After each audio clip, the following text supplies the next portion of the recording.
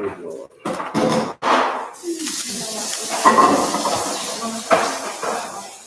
All right, y'all, we give praise, esteem, and honor to the living Alahym in the name of Yahushua HaMashiach. We're going to pick this up in John chapter 5, verse 39. Search the scriptures, for in them you think you have eternal life, and they are they which testify of me. And you will not come to me that you might have life. I receive not honor from men, but I know you, that you have not the love of Alahym in you. Come my Abba's name, you receive me not. If another shall come in his own name, whom you will receive. How can you believe which receive honor one from another, and not the honor that comes from Alahym only? Do not think that I will accuse you to Abba. There's one that accused you, even Moses, to whom you trust. Had you believed Moses, you would have believed me, for he wrote of me. But if you believe not his writings, you believe my words. All esteem and praise to Abba and Shamayim in the name of Yahushua HaMashiach. God bless, Brother Lang. Let's hit this. Let me get over here to this Hosea 1 and 10. Oh, I'm supposed to, Hosea 1 and 10, then Revelation 21. I'll be there in a second. I opened up in the wrong place. Yeah, the number of the sons of Yasharal shall be as the sand of the sea, which cannot be measured nor numbered, and it shall come to pass in the place where it was said unto them, not my people. It shall be said unto them, the sons of the living Alahym. Shalom, Brother Marvin, man. Shalom, Jay. Let's hit this doggone Revelation 21 and 4.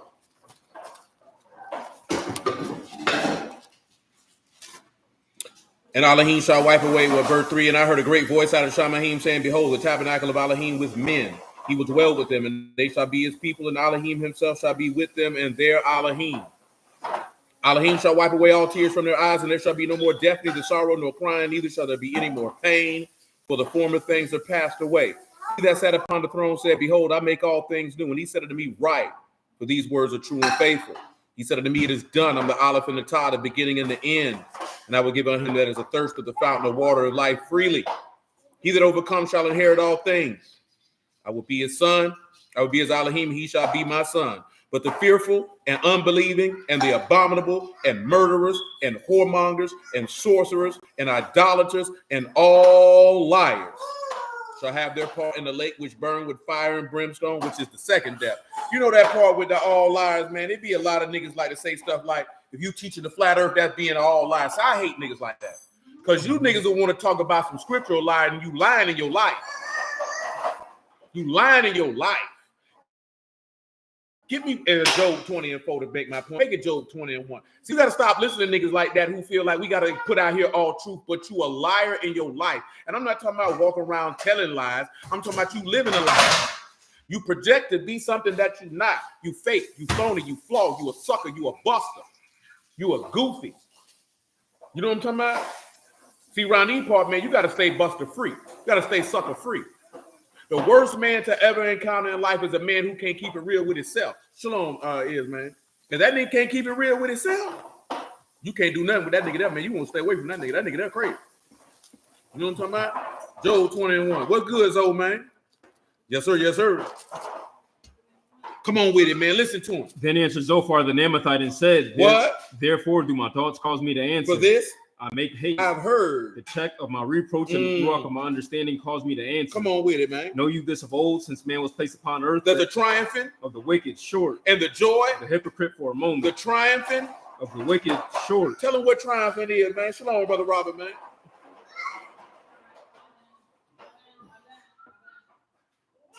That's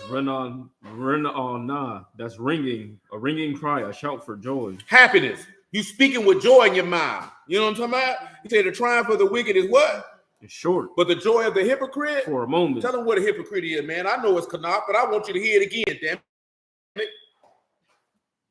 Not hypocritical, godless, profane, hypocrite, irreligious.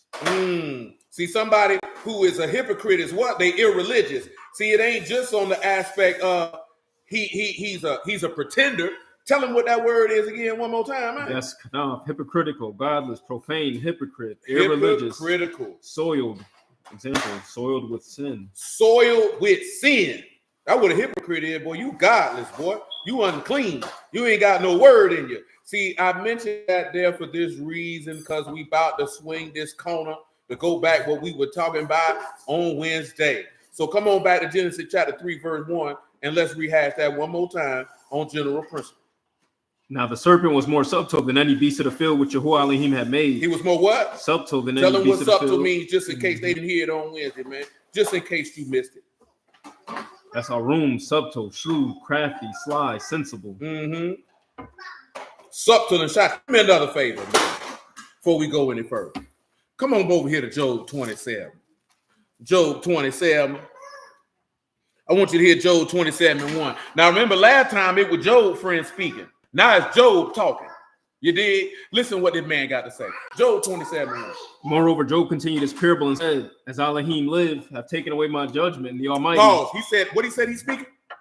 A parable. Uh-oh. Let me do this here because that's how I'm feeling, man. I'm feeling real nasty this evening. You understand what I'm telling you? I want you to come over here to Ecclesiastes 12:9 because that's how I'm feeling. I ain't playing with these whole niggas tonight. Moreover, because the preacher was wise, he still taught the people knowledge. He did what? Taught the people knowledge. What else he do? Yeah, he gave heed and sought out. Hold on. He did what? He gave good heed. Tell him what give good heed is, man. I want to let nigga problem me. You don't goddamn listen. You're hard-headed. Give good heed. That's Ozan, to weigh, to test, to prove, to consider, to give good heed. The way to test, to prove, to consider. See, we're going to search the scriptures. Remember what we talked about on Wednesday? Get it for him again. Acts 17:9. Hey, Joanne. Not now. Come on over here with me. Come on. I'm going to want to put my foot in your behind. Yep, come on. And when they had taken security of Jason and of the other, they let them go. And the brethren immediately sent away Paul and Silas by night into Berea. When coming, went into the synagogue of the Yahudim. These were more noble than those in Thessalonica, and that received the word with all readiness of mind. They did what? Received the word with all readiness of mind. What up? And search the scriptures daily. They did what with the script? Search the scriptures daily. What else they do? Whether those things were so. That's what you better do. Come on back to Job 27 Ecclesiastes 12. I'm sorry, 12:9. I'm sorry. Y'all bear with me, man. If I'm going too fast, you better let me know. But we gonna run them down. And moreover, because the preacher was wise, he still taught the knowledge. Yea, he gave good heed and sought out and set in order many proverbs. He set in order many what? Many proverbs. Set in order many what? Proverbs. Okay. The preacher sought to find the acceptable words. Tell him what acceptable words is, man. Kafetz. Delightful. Pleasant. He sought to sought out words that are delightful and pleasant. See, the word is not delightful and pleasant. This doesn't mean he sought out the gospel, man. I heard, dude, these people were arguing back and forth today, man. That junk was aggravating to hear. These niggas be making the word so complex, man. It's ridiculous. But come on, man. What else? He sought out many proverbs, acceptable words, even what? Written upright. Words of what? Words of truth. We seeking out the words of salvation, man. That's what you got to be seeking out. So come on back to Job 27, man, and verse 1. Listen to him. So that means if it's a parable, that means it's an understanding of Mashiach contained in this here. Now, I'm not running down all 23 of these verses. I'm not doing that. You know what I'm talking about? Not tonight. Maybe I will. Who knows? Let's see. Job 27. Moreover, Job continued his parable and said, he said, it's Alahym what? Live. He's swearing on God now. Have taken away my judgment. And the Almighty. Have vexed my soul. And while my breath in me, the Ruach of Alahym, in my nostrils, my lips shall not speak what? Wickedness. Nor my tongue utter deceit. See, that's why you could turn around in Isaiah 53 say, wasn't no guile found in his mouth. That's why he say all liars going to hell. Because this man say, no matter what I'm experiencing, I'm not finna go out here and speak no wickedness and tell no lies. You know how many of these pussy niggas be lying and they don't be going through nothing? These pussy niggas be lying just for the sake of lying. Come on, man. I promise I hate all you niggas. Boy, if you niggas sour as hell, we were talking about this earlier, right? Earlier this morning. Brother asked, like, what I was talking about is like, we were talking about something we didn't talk about before, right? Dudes be like how people go to One West and all this type of stuff. I say, because people are going to listen to and gravitate towards people who they relate to and who they like. You know what I'm saying? Most people don't even care about the level of information that you're dispensing. Most people don't even care about that when it comes to the word. We're talking about general human psychology, general human behavior. This is one of the first rules in sales that they teach you, is that people buy from that they like. So if somebody has a similar story, a similar relation, to you, that person usually going to come to this person. You know what I'm talking about? Then you have certain people who are, hey, no, this is my excuse me. Doggone kombucha just got a hold to me just then. Then you got some people who were talking about is like when Trad told me how the young dude seen ISUPK IUIC, walking down the street. And he was amazed by the discipline and order that they seen because that was something that was void from his life. He wanted to be a part of that. And the other brothers who were with Trad were like, no, they doctrine Trad. He didn't care about the doctrine. He saw something in his life that was lacking, and they seemed to have the ability to provide it. Along with the brotherhood aspect, which is why, Shalom, Mika, which is why a lot of people join gangs. You know what I'm talking about? Why a lot of people join fraternities and sororities. It's a sense of camaraderie and togetherness. People have to know that niggas too grown not to know this. Human beings are social people. It's the way the human being's minds is set up, it's very few people who actually can exist in solitude. That's why it's considered the cruel and unusual punishment to put a person in solitary confinement for an extended period of time. You know what I'm saying? It's just what that is, man. You know what I'm saying? You have to know that. You have to understand that. So the brother asked me a question, right? He was like, if it was a dude who had a similar lifestyle that you once had brought you the word, or somebody who didn't, who would you listen to? I said, I'm a tad bit different because I have both feet in each side of the fence, but then also how I was instructed, because I'm going to look at the information and then the authenticity of the person delivering the information. I said, what a lot of brothers in the word don't realize is it's not that they don't want the word. They don't want it from you because they don't believe you. And not that they don't believe that you know what you're talking about. They don't believe that you about what you're talking about. They see the flawedness in you. They see the fakeness in you.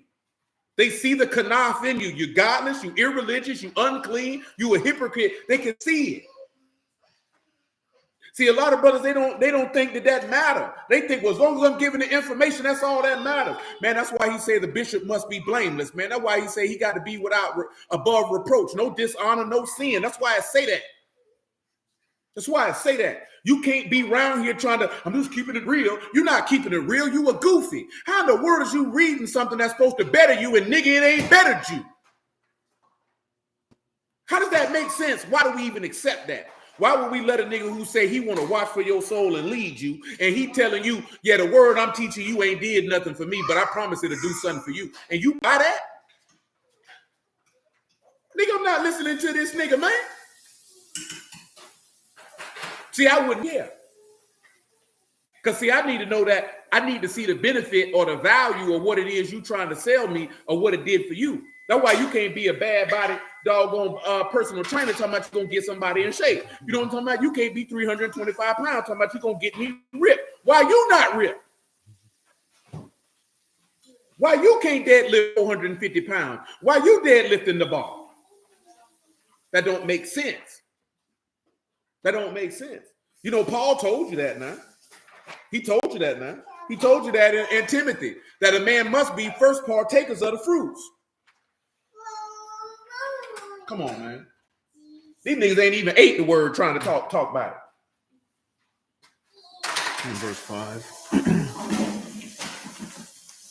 Job 27:5. Say, Alahym forbid that I should justify you till I die. I will not remove what? My integrity from me. My righteousness. I hold fast. I will not let it go. My heart. I not reproach. And so as long as I live. See, that go when Paul said, I exercise myself to have a conscience void of offense towards Alahym, man.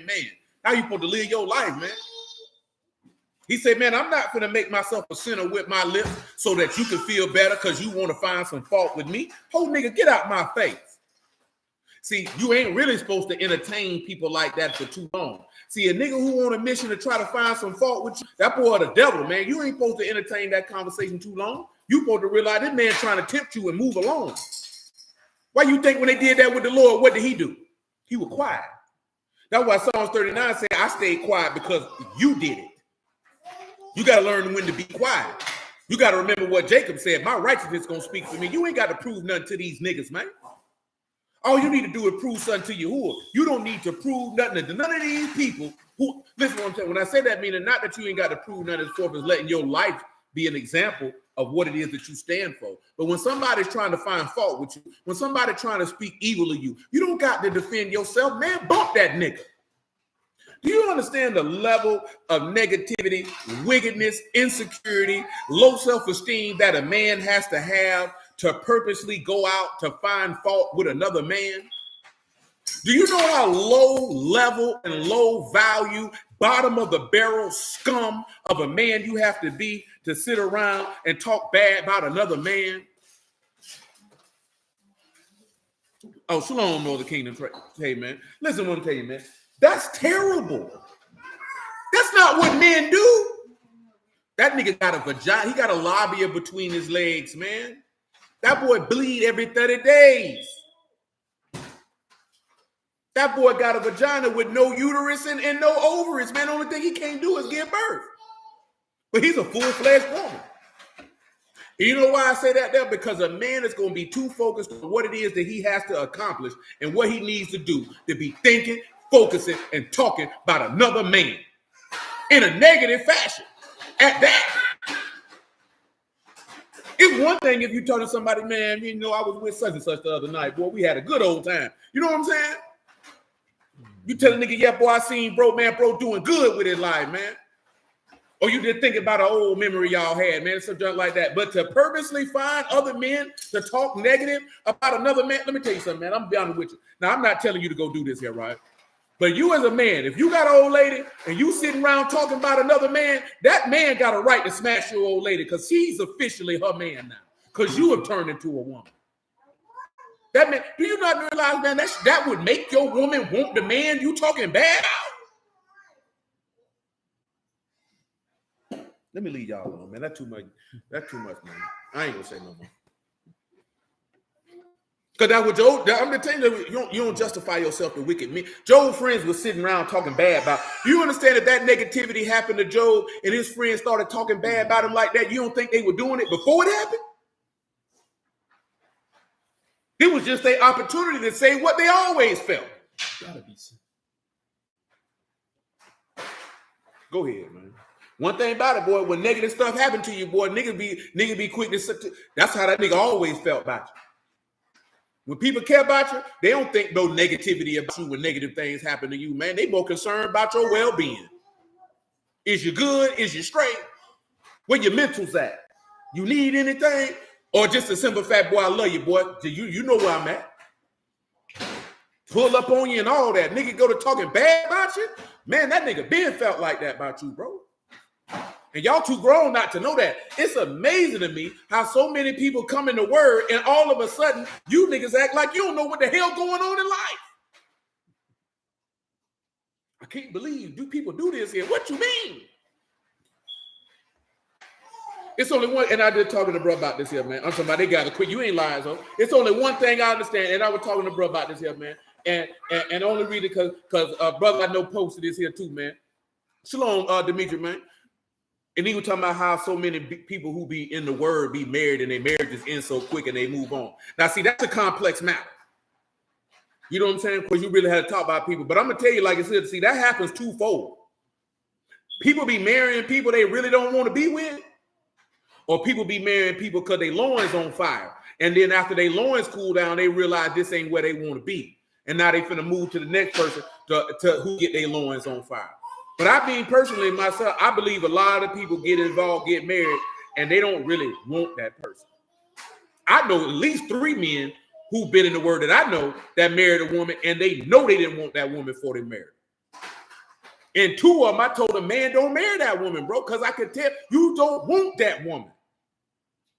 I'm telling you, brother, this here now, if you're not married, man, or you know a brother who in the word, he trying to get married. Man, if you know you don't want that woman, bro, don't marry that woman, man. Peace, brother Omar, man. Don't do that. Baby, if you know you don't want that man, don't do it. Because all what's going to happen is y'all don't want each other. You're going to have negative interactions. You're going to separate. And then you're going to go out here talking about these Israelite women are this and these Hebrew men are that. And it ain't had nothing to do with that. You was with somebody you didn't want. You know what I'm talking about? And because of that, that's why you fought, fussed, and did all this old extra stuff because you didn't like her and she didn't like you. You know what I'm talking about? Yeah, man, stop doing that. You're too goddamn grown for that, man. Big grown rusty nigga, I know I don't. Why are you marrying somebody you don't want to take care of? If you know you don't want her, why is you volunteering to take care of somebody you don't want? That makes absolutely no sense to me. You're going to feed her, clothe her, give her sleeps, give her eats, all that there, but you don't want her? You ought to be slapped upside your head with a brick. You ain't lie, bro. Once the lust ride is over. You know what I'm talking about?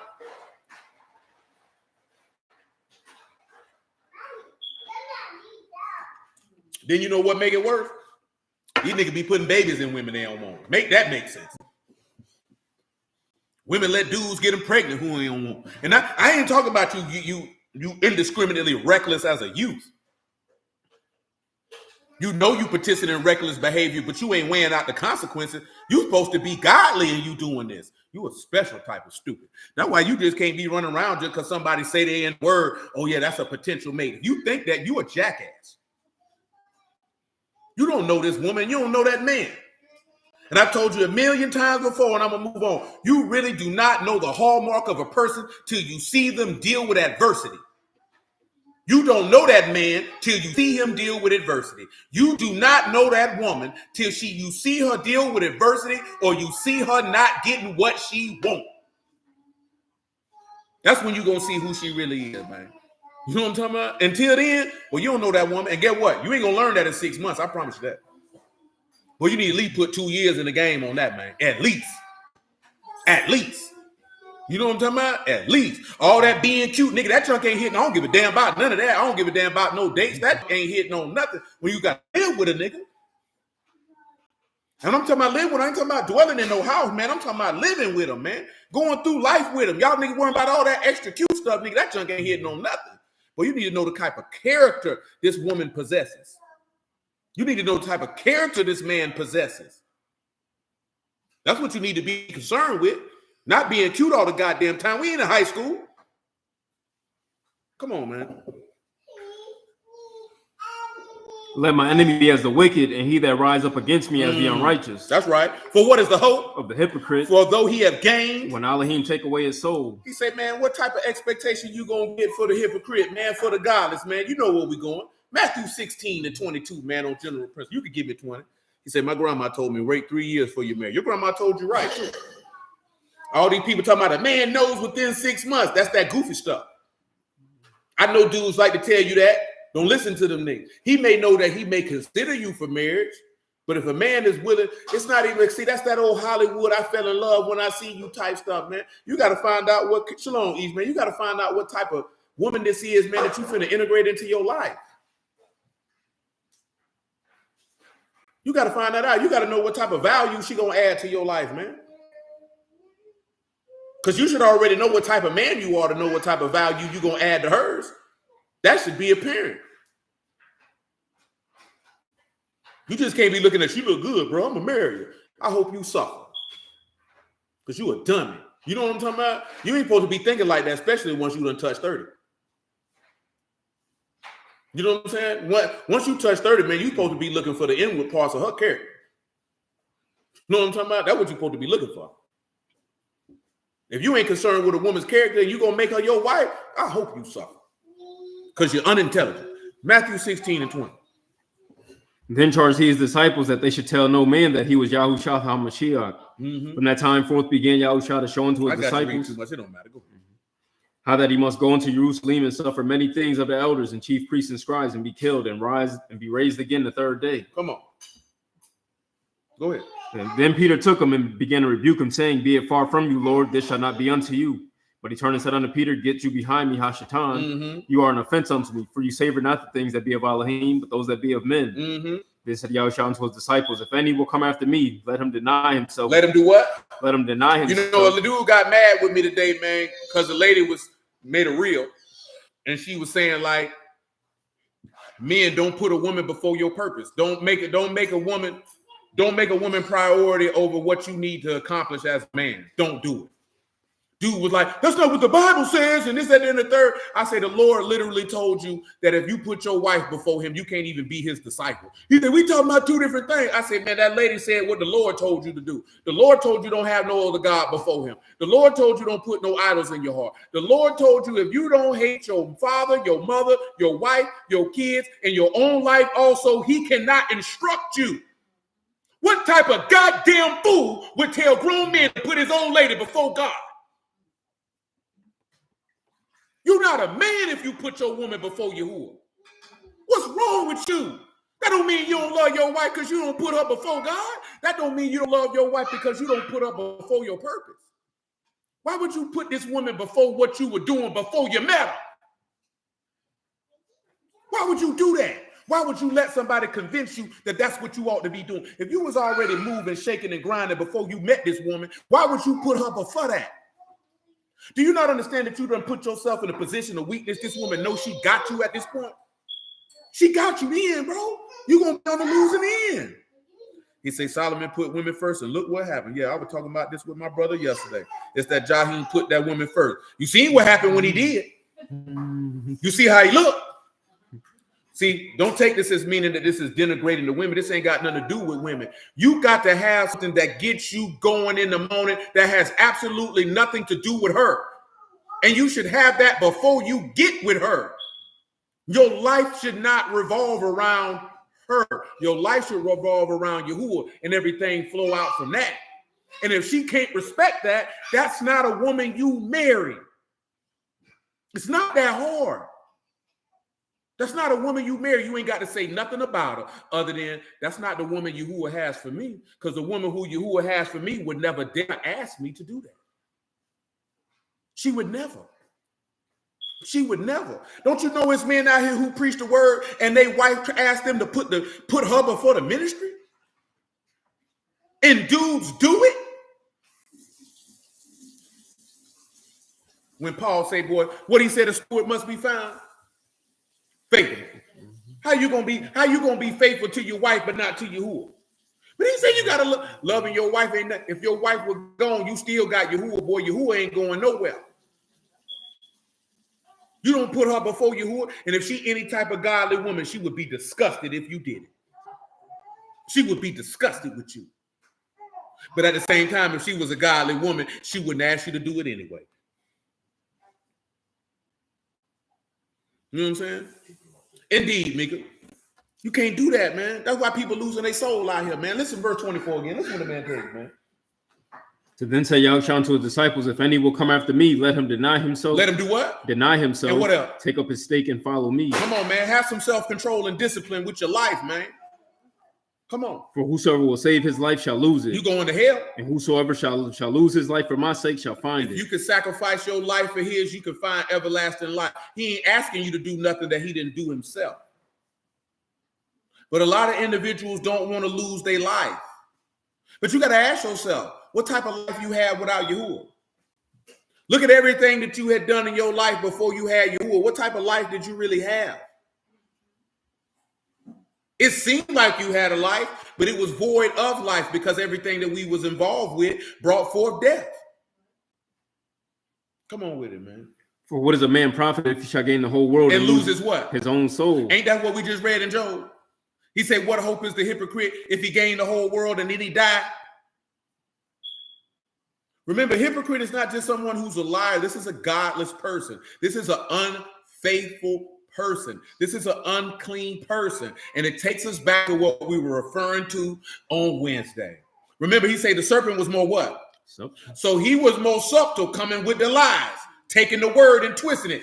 Who did we see do the same? The scribes and the Pharisees. Who else did we see doing the same? The man of sin, the son of perdition, the beast, whatever you want to call him. Because what does the beast have understanding of? Dark sentences. So he's going to come and try to manipulate the word to deceive you. Always remember and never forget, a lie that is far away from the truth has no ability to deceive anyone other than a person who wants to be deceived. Like Big Risa Tisa, see, she wanted to be deceived. Her lust was, she knew this nigga was lying, but her desire said, we just got to see. But see, a lie that the devil come with, the devil gonna mirror the truth so closely that you must know the truth to know that he lying. Because if you don't, he gonna get you. He gonna get you. The Roman Catholic Church ain't a threat to you. Islam is not a threat to you. Christianity is not a threat to you. You know why? Because it's so far away from the truth that you have to want to be deceived by it. See, the majority of people, God bless Brother Smoke. See, the majority of people who in these organizations, they were raised in them. So you got to realize something, they was deceived from birth. But they were not deceived because it so closely mirrored the truth. They were raised in it. I'm talking about people who say they know the word, though. You say you've been woke up. See, I seen my man say this here. He said, man, this awakening, man, we need to go back and sleep and try again. The reason why stuff all messed up because you called it an awakening. That's not what this is. That's the first mistake. Everybody want to call it the Great Awakening. The Great Awakening to what? Knowing you Israelite? Nigga, that's not what this is about. That's why the game messed up. Because you didn't lead with Yahuwah first. You didn't lead with the faith of God first. You didn't lead with holiness first. You didn't lead with godliness first. So the people got caught up in carnality. Then you shocked that they carnal? How can you lead with carnality and then be shocked when the people are carnal? That's what you served them. People who want to get high on fentanyl go to buy fentanyl. If you selling carnality, the people gonna give you carnality back, man. That's how the game go, bro. That's how the game go. You get in Ruach, you get them Alahym. Guess what's gonna come back in return? Alahym. You can't expect spiritualness from carnality. You can't expect that. That's the problem. You giving them we the people of the book. That's carnality. Ain't no Ruach coming out of that. You telling them law, statutes, and commandments. Ain't no Ruach coming out of that. It ain't got no Ruach in it. When I'm talking about Ruach in it, I'm talking about life, man. Everlasting life is not in it. The life is in Yahuwah. We not giving them Yahuwah. So this is what we getting in return. A lot of people who out here hunching and bunching. A lot of people out here hypocriting and spitting. A lot of people who talk all day about who the Gentiles is and who Esau is and who Israelite is, and the people are dying. Yeah, man, but ain't nobody gonna talk about it. Get that Joel 12 and 16, brother Omar. Put up, make it 12 and 10. Ain't nobody gonna talk about it. Praise Yahuwah, Demetrius, man. Ain't nobody praise Yahuwah, brother Smoke, man. Ain't nobody gonna talk about it. But we've been talking about it for years. I don't give a damn who don't like it. Nigga don't pay my bills, nigga. Shalom, brother Ernest. Come on with it, bro. In whose hand the soul of every living thing, the breath of all mankind. Hold on. In his hand, what? The soul of every living thing. In his hand, the soul of every living thing. And the breath of all mankind. Mm-hmm. Do not the ear try words. He said, do not the ear do what? Try words. Do not the mouth. Taste his meat. That's why he say what he told you, right? Faith come by hearing and hearing come by the what? And that's why he told you to test the Ruachs, whether they be an Alahym or not. The man trying to give you the game, you wasn't paying attention. He said, don't your ear try the words? Are you sitting down and actually digesting what these people serving you, man? Or you just bobbing your head to the beat? Like I told you, man, Pop put it real decently at that particular time. He said, bro, that's real to you, bro? Or you just bobbing your head to the beat? What these niggas preaching, that's real to you? Because if that's real to you, that's a poor reflection of you, man. If that's real to you. I told you, man, look at, man, I ain't even had a chance to get there because I wouldn't be able to preach. Well, my homeboy laid up in the doggone funeral home, man. They had his wait today, man. This nigga 41 years old. This man, they going to put him in the ground tomorrow. You understand me? I've known this man since I was 10. You know what I'm talking about? I've been friends with this man for 30 years. Boy, that man gone, boy. That man gone, boy. I told you when me and Will were riding, that was last week period, wasn't it? And we ride past St. Nicholas Cemetery. I said, well, you know how many people I know buried in that, boy? You know how many people I know buried in there, man? I'm talking about young, old, in between. There's a lot of people I know and love in that cemetery, boy. They ain't getting to hear no word, boy. They done. Well, you getting to hear the words of the living God, and you finna walk away and play with yourself later. And I ain't talking about in a masturbating way either. I'm talking about play with yourself as forfeit, lying to yourself that what you're doing that's contrary to the will of God is sufficient to get your soul saved. You're not maximizing your opportunity, man. Man, opportunity don't come around the corner every day, man. When opportunity sees, nigga, you gotta grab it, my nigga. You gotta lay hold to it and seize it, boy. Because the sure as Yahuwah will give you that opportunity, he'll snatch it back. You got to understand what precious a gift this man put before your face and value that, man. He said he valued the death of his saints. He said that's a very precious thing in his eyesight. So if you his son and you his daughter, you don't understand ain't your children precious in your eyesight? Ain't they valuable to you when you look at your offspring? And if you don't got offspring, ain't you valuable in the eyesight of your parents? Because if your parents love you, I wouldn't care if you was 2 or 42. You precious to them. That's my son. That's my daughter. That's my baby. I taught them how to walk. When they scraped their knee, I was there to hold them. I gave them the game. I instructed them. I gave them everything I got. They precious to me. This man giving you everything he got. He gave you his soul. Then he gave you his word. Then he gave you his ruach. That's not important to you, man. You don't value that? Give a damn about knowing I'm an Israelite, nigga. What the hell that gonna do for you? What value that add to your life, my nigga? Like, really sit down and ask yourself, how is that useful to your soul? Because Paul said, what advantage had a Yahudim? He said, chiefly in every way, the oracles of Alahym come to you first. That's the greatest value you have. After that, what value that give to you, man? After you get that information, after you know the word come to you first, what value do that add to your life, man? It don't guarantee you no ruach. It don't open you up to no faith. It ain't gonna make you sanctified. What value do that add to your life, man? Niggas talking about a kingdom that they not even gonna get in. Come on, bro. Do not the air try words and the mouth taste his meat? That's verse 11. Job 12 and 12. With the ancient wisdom and the length of days understanding. He said with the who? With the ancient is wisdom. Tell him what ancient is, man. Amen, baby. Amen. That's Yashish, aged, old man and aged one. Remember, man, he said, you're going to rise up at the hoary head, right? You did? He say, so women, he called him the ancient of days, man. Wisdom is with Yahuwah. Understanding is what?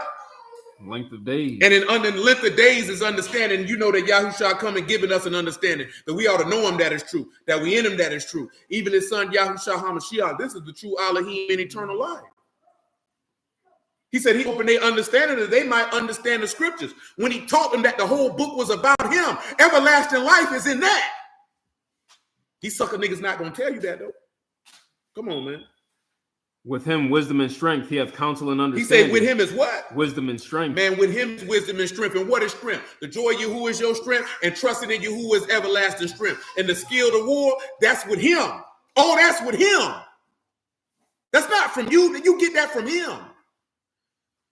But see, you think you could come up with that on your own, and that's why the beast gonna get you, and you gonna worship the beast, and you gonna go to hell. Go ahead, man.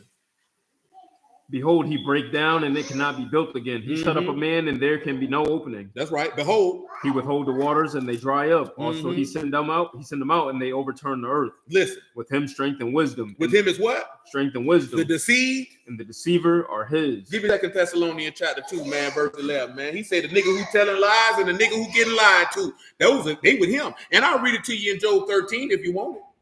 They make me no never mind. I'll let Paul tell it to you, then I'll let the prophet tell it to you. Man, look at, man, if you lying and you believe a lie, boy, you belong to Yahuwah, and Yahuwah did that just like he did Ahab and all their prophets so he could kill you. And you know why he gonna kill you? Because you ain't have a love for the truth. You wanted to lie, so he gave you what you wanted. Come on with it, sir. And for this cause, Alahym shall send them strong delusion that they shall believe a lie. That they all might be damned who believe not in the truth, but have pleasure in unrighteousness. Have pleasure in what? Unrighteousness. Have pleasure in what? Unrighteousness. What else? But we are bound to give thanks always to Alahym. We bound to give thanks for you. Why? Brethren, beloved of the Lord, because Alahym hath from the beginning chosen you to salvation. He chosen you to what? To salvation. And what else? The sanctification of the ruach. And the belief in the what? Of the truth. Let Yahuwah be esteemed. I'm going to read y'all this Ezekiel 14:6. Listen what it say. Therefore say unto the house of Yasharal, thus saith Yahuwah Alahym, repent and turn from your idols and turn away your faces from all your abominations. Every one of the house of Yasharal, of the stranger that sojourned Yasharal, will separate himself from me and set up idols in his heart and put the stumbling block of his iniquity before his face and come to a prophet to inquire of him concerning me. I, Yahuwah, will answer him by myself. And I will set my face against that man, and I will make him a sign and a proverb, and I will cut him off from the midst of my people. You shall know that I, Yahuwah.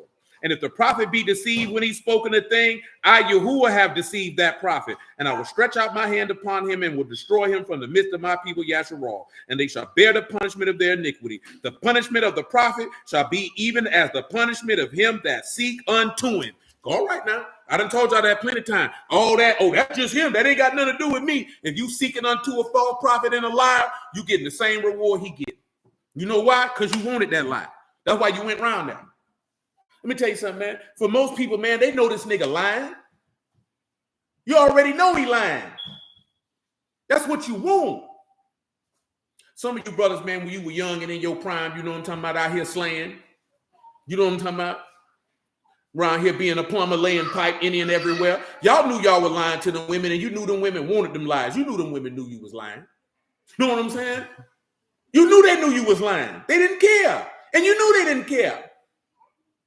Some of y'all bounce around back here in the early 2000s singing that. Tell them what they want to hear. You know the song. You sung it. I just remember because they played it a lot in prison. I was in prison when that song came out. I ain't gonna lie to you. Come on back to Genesis 3, man. Let's get this show on the road. We 40 minutes in. Let's get to the main thesis of the evening, man. Y'all know I ain't lying, though, man. Don't be out here telling these women no lies, man. There ain't no need to be out here lying to a woman. Lie to a woman for what? Hell, lie to anybody for what? Lie to you for? I want to tell you, what lie to you for? Oh, I ain't coming. I'm going to come get you. I ain't finna lie. I ain't coming. Hell, I ain't got to tell you I ain't coming. I'm going to show you I ain't coming. I ain't pulling up. If I ain't your phone, boy, I ain't coming. You know what I'm talking about? Boy, if you know, boy, if you finna come out here and work with me, man, and I ain't hit your phone, boy, I'm not coming to pick you up, boy. Unless it's already a given that you know I'm pulling up. You ain't got to worry about me calling you, because I'm going to call you one of my side. You know what I'm talking about? And I don't hit your phone, boy, I'm not coming to get you, boy. I'm not coming to get you. I'm not going to be like, yeah, I'm going to come get you, and then don't come get you. I might say I'm going to come get you, then something pop up, and I ain't able to get around there. See, that's different. But just outright saying I'm coming and I know I ain't coming. And I ain't doing that. I ain't gonna lie to you. Lie to you for what? I ain't gonna get that serious, man. Nigga, screw you and all that. I ain't finna lie to you, nigga. Come on, man. You said Genesis 4. 3 and 1. Say now the serpent was more subtle than any beast of the field which Yahuwah Alahym had made. Come on. He said unto the woman, yea, have Alahym said, you should not eat of every tree of the garden? Mm-hmm. The woman said unto the serpent, we may eat of the fruit of the trees of the garden. Mm-hmm. But of the fruit of the tree which is in the midst of the garden, Alahym have said, you should not eat of it, neither shall you touch it, lest you die. Mm-hmm. The serpent said unto the woman, you shall not surely die. For Alahym do know that in the day you eat thereof, then your eyes shall be opened. You shall be as gods, knowing good and evil. Mm-hmm. When the woman saw that the tree good for food, and that it was pleasant to the eyes, and the tree desired to make wise, she took of the fruit thereof and did eat, and gave also unto her husband with her, and he did eat. Now, that's good. The tree of knowledge of good and evil. Can somebody put in the chat what that is? And how we able to ascertain what that is? Can somebody put in the chat, whether Clubhouse or YouTube, what is the tree of knowledge of good and evil? And how will we be able to ascertain what that is? I'm really trying to see what verses that you're going to supply to justify your answer. This is what I'm really trying to see. So I need your answer, and then I need applicable passages that you're going to use to justify your answer.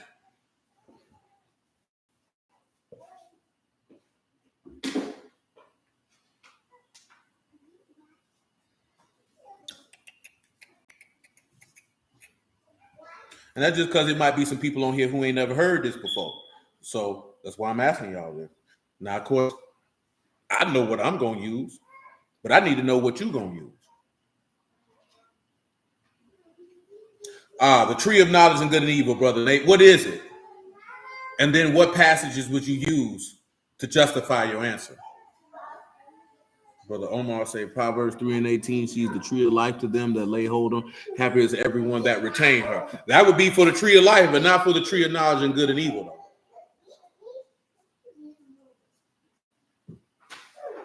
What is the tree of knowledge of good and evil? And what passages would you use to justify your answer? Now, I got several, and all of you should know them. Well, I'm not going to say everybody, but most of you should know them because I've shared them with you on numerous occasions.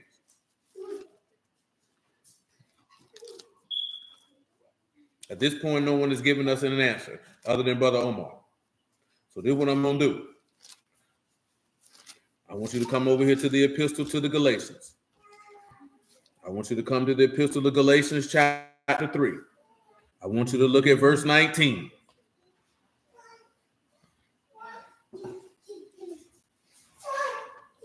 Say, wherefore then the law, it was added because of transgressions. The law was added because of what? Transgressions. To the what? To the seed should come to whom the promise was made, ordained by Alahym in the hand of a mediator. Now, a mediator not of one, but Alahym is one. The law then against the promises of Alahym. God forbid. For there had been a law given which could have given life. That could have given what? That could have given life. Could have given what? Could have given life. What would happen? Truly righteousness should have been by the law. That's a pause. That's one of the first places you want to sit back and look at that. Let's come to Romans chapter 7. I give you 2 to 3 witnesses before we go. At least 2. Romans chapter 7, verse 7. What shall we say then? Is the law sin? Alahym forbid. Nay, I had not known sin but by the law. For I had not known lust, except the law has said, you shall not covet. But sin taken occasion by the commandment wrought in me all manner of concupiscence. For without the law, sin dead. Without the law, sin was what? Dead. Without the law, sin was what? Dead. Okay. I got you, Brother Francis. For I was alive without the law once, but when the commandment came, sin revived. And I what? And I died. Give him Genesis 2 and 14.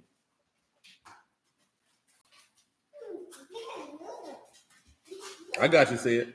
In the name of the third river, Hiddekel, that is which go toward the east of Assyria, and the fourth river, Euphrates.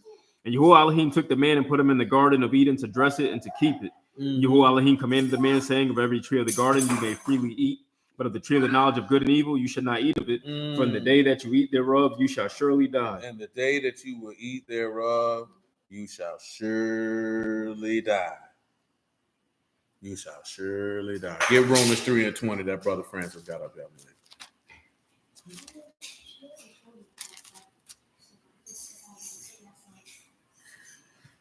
Therefore, by the deeds of the law, there shall no flesh be justified in his sight. For the law is what? The knowledge of sin. Oh, my lamb. What did he say that tree was a knowledge of? Good and evil. Okay, come on. But now the righteousness of Alahym without the law is manifested, being witnessed by the law and the prophets, even the righteousness of Alahym by the faith of Yahushua Mashiach unto all, and upon all them that believe, for there is no difference. For all have sinned and come short of the esteem of Alahym, being justified freely by his mercy through the redemption that is in Mashiach Yahushua. That's good. But notice he said that the law is the knowledge of what? Of sin. Y'all thinking that's a fruit they ate and all this, that, there, and the third. Man, that man sat down and got the product of the law. The product of the law is death. When you break it, that's why I say if there was a law that could have gained life, it would have been that. The law don't give life. I know brothers like to read passages out of Wisdom of Solomon and Ecclesiasticus and all that there. But if the law could give life, why did Adam die? But I also know that a lot of brothers don't believe the tree of knowledge of good and evil is the law. You want to believe that it's something else when it literally tells you that it's the knowledge of that which is told and that which is wrought. What do you think the law is? He just told you in Romans that the law is the knowledge of sin, is it not? So you mean to tell me that they didn't get the knowledge? He said it was a tree to make one wise. Deuteronomy 4:1. And I'm telling y'all this, and I'm showing y'all this for one, because of what we were discussing on Wednesday. And for two, that we don't really know our law like we say we do. So this is why our faith be lacking, because you really don't know it. See, you only know the law for the purposes of telling people who don't keep it why they need to keep it, or to try to prove Christianity wrong. Not that you actually are an expert in it.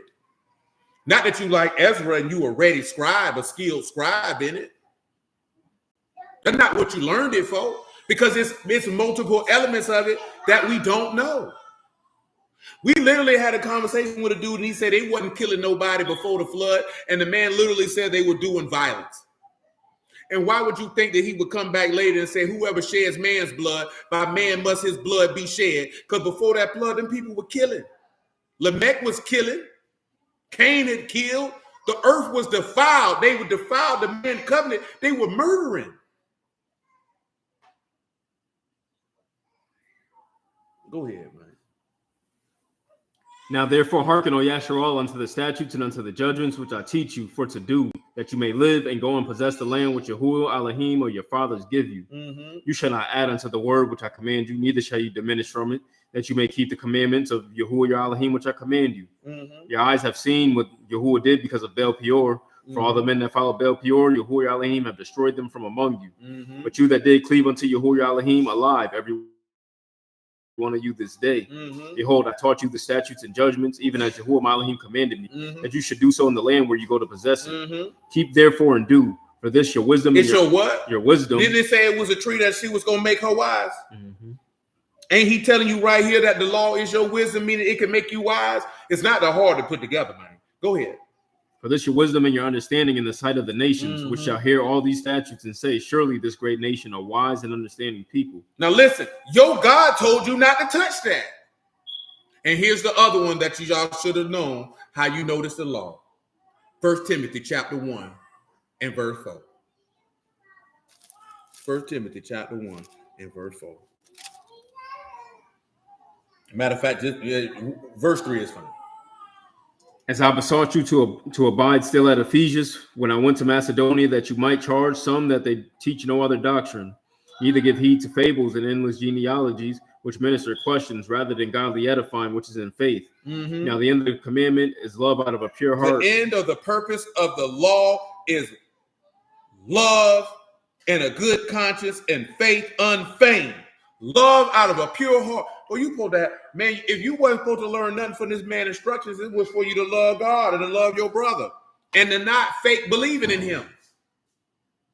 That's not what we getting out of it. Look how niggas act. Come on, man.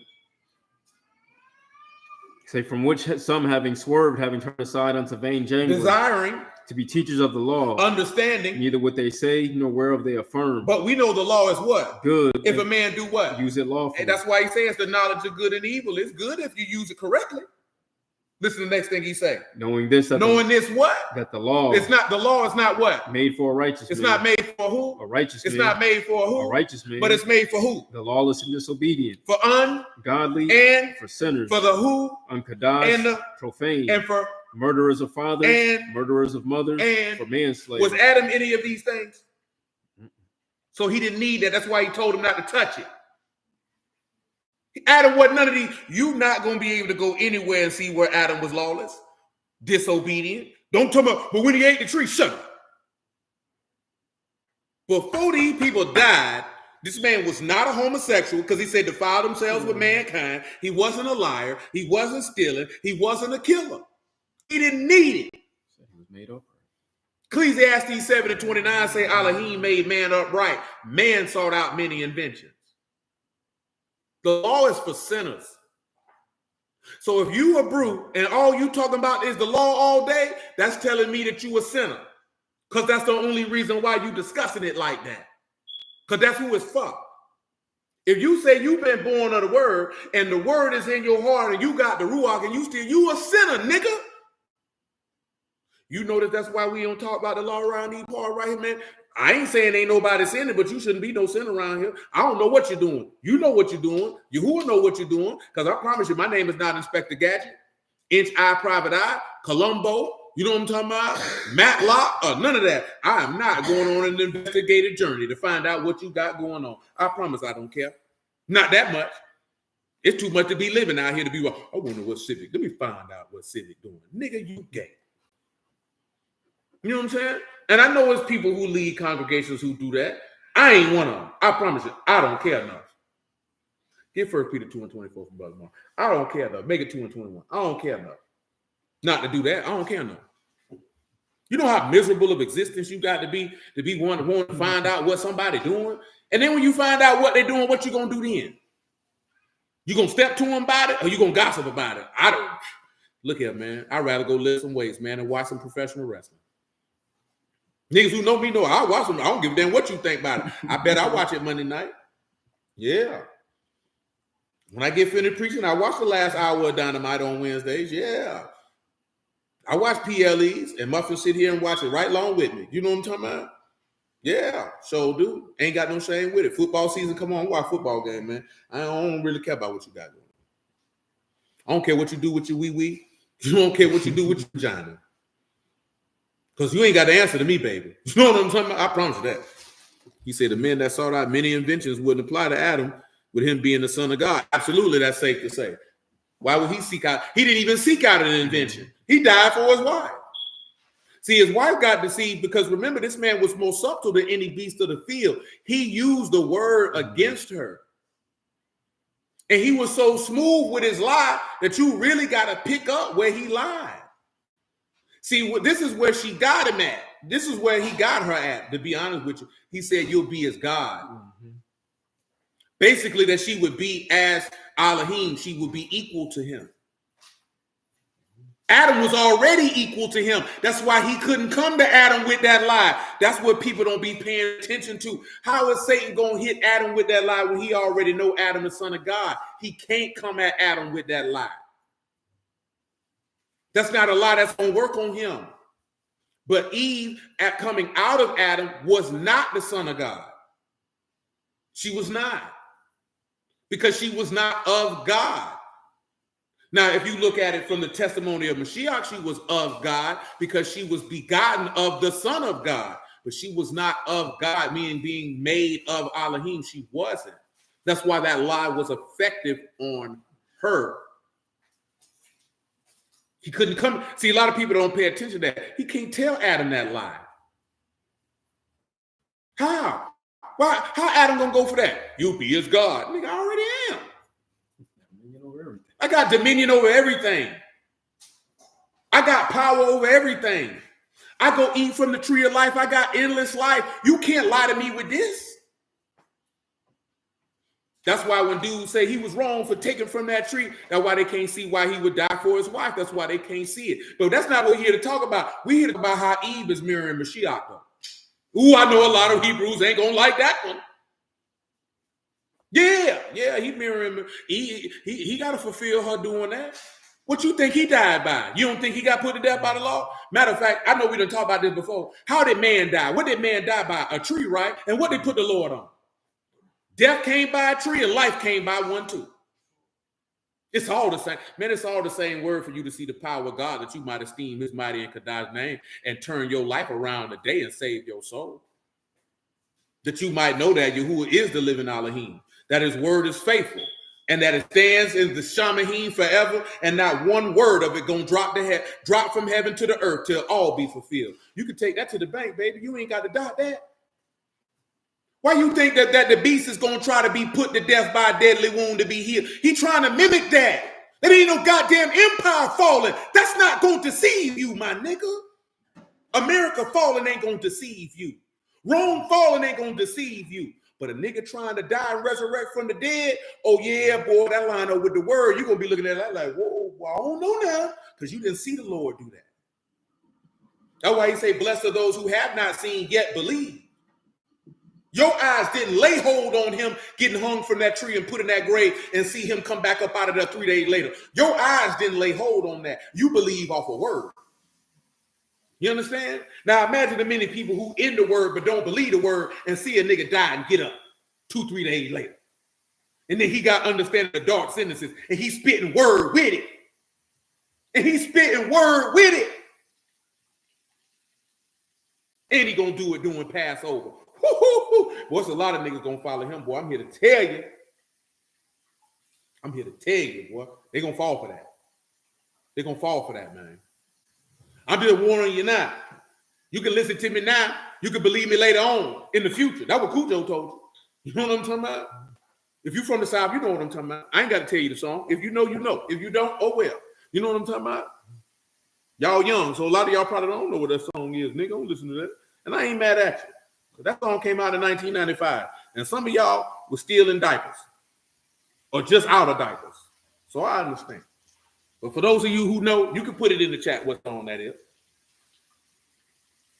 Someone also put it in the word that says that life is in the blood, and so the curse, the bloodline, not the blood of Yahoo. See, the life is in the blood, and that's why he poured all his blood out and got filled with the Ruach, because the life is in the Ruach, because the blood will perish, but the Ruach is forever. For those of y'all who ain't never heard that, who ain't never been around here before, When you look at that John 19 and he got hit in his side, he poured all that water and blood came out. He had to empty himself out to be filled up by Alahym. Because the life was in the blood. That's why he say, touch me, or Ruach don't have flesh and bones as you see me have. And the angel in heaven got blood in them. That's how you know they ain't have sex with women. You need blood to have sex. Because you ejaculate. You know what I'm talking about? So at that point, we saying angels got blood and water in them. Because that's what's in semen. That's what encompasses that. Angels don't have blood and water in their body. Definitely some blood flows to get a wreck. See, Demetri knows. That's it. You know what I'm saying? He put the song in there. Yeah, man, you don't realize that the life is in the blood. If the angel is administering Ruach, then why does he need life for blood? He don't need that. See, we don't understand the delineation between life because we too carnal.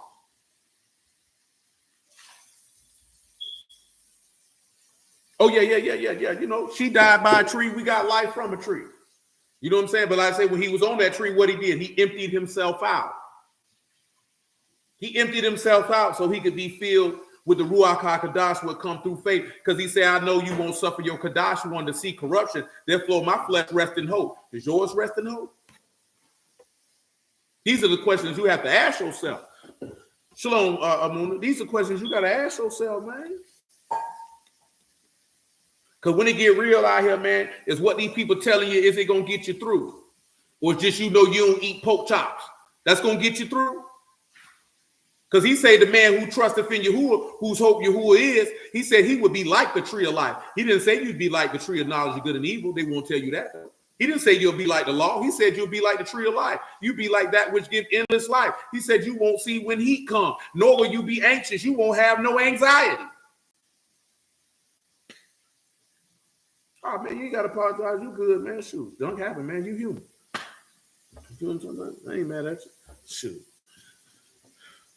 As long as the internet up, it'll be up here. I need some people say, what you going to do when the internet crash? Live my life like I did before it was here. See, some of y'all don't remember actually being an adult without the internet. I do.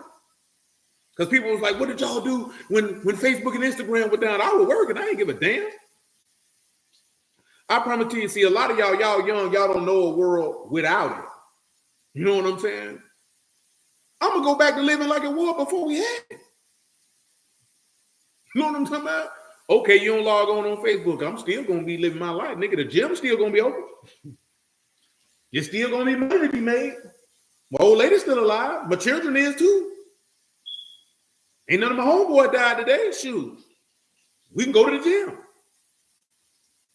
Because somebody said they're going to be posting another viral video. Black people going to be divided for the next 5 days. Man, the only people who going to be divided by these videos is niggas who spend too much time on the goddamn internet. You know what I'm saying? Too many people think that the reality of life is based on what you see on the internet, man. Most people not living like that. I know everybody won't leave everybody balling, everybody ain't. I ain't never seen, I don't even know if I seen chicks with a BBL in real life, man. You know what I'm talking about? Life for real. People like BBL, BI, man, ain't nobody don't see that in real life, man. They be talking about, man, they be like, man, they do talking about something, man. I seen somebody got upset talking about, you know what, if you dating, we ain't got to talk every day, niggas offended. Why you want to talk to a nigga every day? Hell, I don't want to talk to a nigga every day. Man, I don't want to talk to my damn self every day. You ain't into him. Then they say you can't be into somebody, man. There were times I ain't talking to my old lady every day. Shoot, there be times she don't want to talk. Now I'm thinking of her, she must be with another nigga. I don't give a damn, she don't want to talk. She want to talk, she'll call. I ain't gonna be like, damn, she must not like me. She don't want to talk. Maybe that nigga want to be to herself. You ever thought about that? And then on top of that, you niggas ain't even talking about nothing. That'd be the crazy part. You want to talk to a nigga every day to talk about nothing. Nothing. Just talking for the sake of talking. Leave me alone.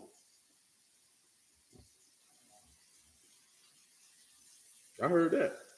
I ain't even saying that to be funny, man. God damn, nigga, y'all niggas just gotta talk to a nigga. You just gotta talk to a nigga, man. You can't leave me alone. And I ain't even saying that for a female. Man, you know the worst part of life is having somebody call you and you know this nigga ain't finna talk about nothing. And you be like, damn, I don't want to answer the phone for this nigga. But you know this nigga gonna keep calling back. Nigga just be wanting to talk. I gotta hear your voice. Man, I don't want to talk to you.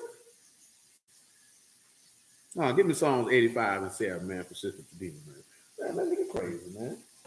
You want me to read the 1 Peter 2? Oh, yeah, 1 Peter 2 and 21. I'm sorry. 1 Peter 2 and 21. Say, for even hereunto were you called, because Mashiach also suffered for us, leaving us an example that you should follow his steps. Who did no sin, neither was God found in his mouth. Mm-hmm. Who, when he was reviled not again. When he suffered, he threatened not. Notice he said when he suffered, he what? He threatened not. What else he didn't do? But committed to him that judge righteously. He did what? Committed to him that judge righteously. He did what? Committed to him that judge righteously. That's what you always got to remember. No matter what you're going through, boy, you got to commit yourself to him who judges righteously. That's why that man say, in your hands I commit my ruach. Huh? Oh, boy, that boy, that's crazy, man. Come on. Say, who his own self bear our sins in his own body on the tree. On the what? On the tree. Okay. That we, being dead to sin, shall live unto righteousness, by whose stripes you were healed.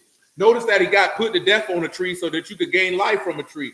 This time, the tree of life, which was always greater than the tree of knowledge and good and evil. The tree of life was always, faith was always greater than the law. He showed you that in the garden, but we too simple to understand it because the people who teaching is dumb as a box of rocks. Come on, give me Psalms 85 and 7. Make it verse 5, man. You run it down to about verse 11. Just let me know when you get to verse 11. I'll see if we keep it. I think we just looked at Psalms 85, not too long. Psalms 85 and 5. Will you be angry with us forever? Will you draw out your anger to all generations? To all what? To all generations. He said, will you be angry with us forever? Listen to the question being asked. Let's see what he said. Will you not revive us again, that your people may rejoice in you? Will you not what? Revive us again. Will you not what? Revive us again. Tell them what revive is, man. Yeah, we just did that. It's kayah, to live. To live. Life. Will you not give us life? John 6 and 63. This is what Adam could not do for Eve by dying for her. He couldn't give her life. Why? Because he didn't have life in to give.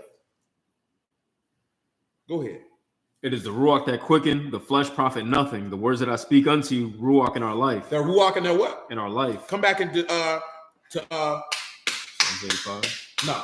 Come back to Genesis chapter 3, man. Give me verse 5. I'm gonna go ahead and run this down right now, man. I'm gonna give you my key point, my thesis. You understand? For Alahym, do know that in the day you eat thereof, then your eyes shall be open. You shall be as gods, knowing good and evil. You should be as who? As gods, knowing what? Good and evil. Pause. Philippians 2 and 5. Listen, he said, that's what he told her. Listen, Philippians 2 and 5. Let this mind be in you. Let this mind be in what? Be in you. That what? Which is also in Hamashiach Yahushua. He said, let this mind be in you. The same mind that was in the Lord. He said he had the same thought process. What was that mind, sir? Who being in the form of Alahym. Being in the what? The form of Alahym. Was not Adam in the form of Alahym? Listen. Thought it not robbery to be equal with Alahym. So he thought it not robbery to be equal with Alahym. That's why the serpent couldn't step to Adam with that. Adam was already equal to Alahym. He wasn't taking nothing away from Yahuwah by being equal with him because Yahuwah made him. Tell him what equal is, man. See, a lot of people get offended by that. Look here, right?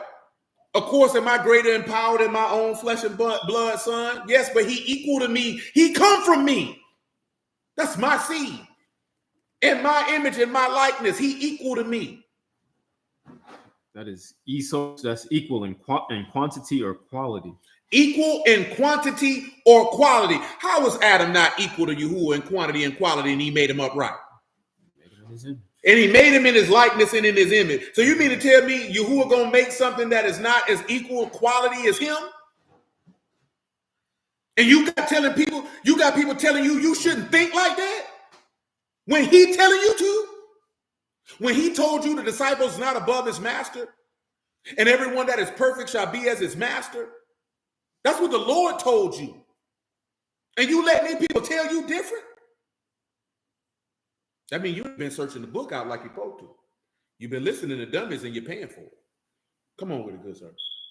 So, but made himself of no reputation. Made himself of no what? Of no reputation. Tell him what that means, reputation.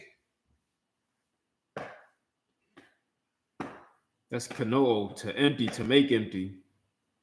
to be in vain. He didn't make himself worthless.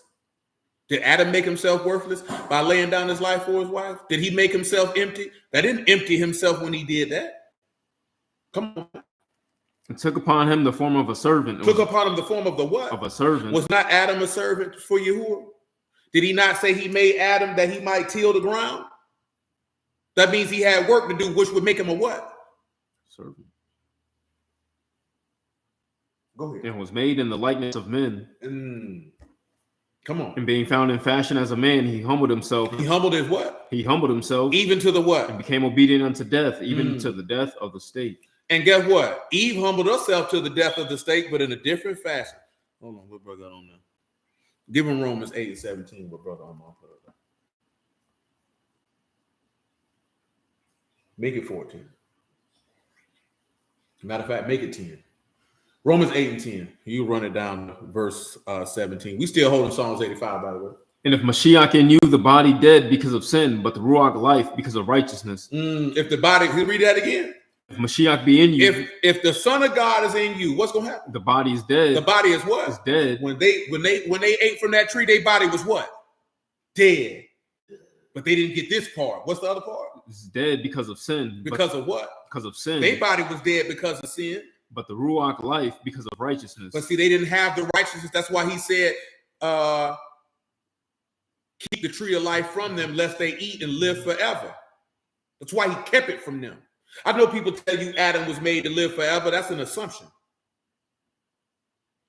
I remember talking to a brother about that years ago, man. Almost 10 years ago. I was like, what made you think Adam was made to live forever? What eternal components was Adam made from? What dust of the ground you ever seen that was eternal? He had an opportunity to get eternal life. He didn't come with it already. That's a fallacy. And it's really apparent right there in our face. We don't really look at it no different because that's what they told us, so we just run with it. Well, they told us he was made to live forever. It's not even that they told you that. You made that assumption. Well, he told them if they ate from that tree, they would die. Yes, they would. If he would have ate from the tree of life, he would have lived forever. There was no way he could have died. See, the problem is y'all don't want faith, you want law. That's why you dying right now.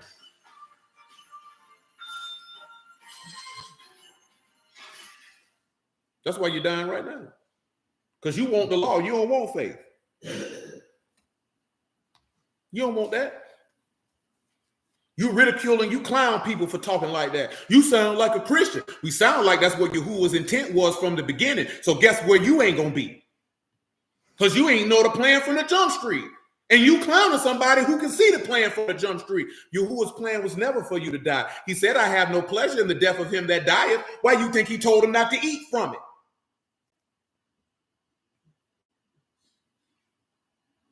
He told them you can eat every other one. Don't eat this one, though.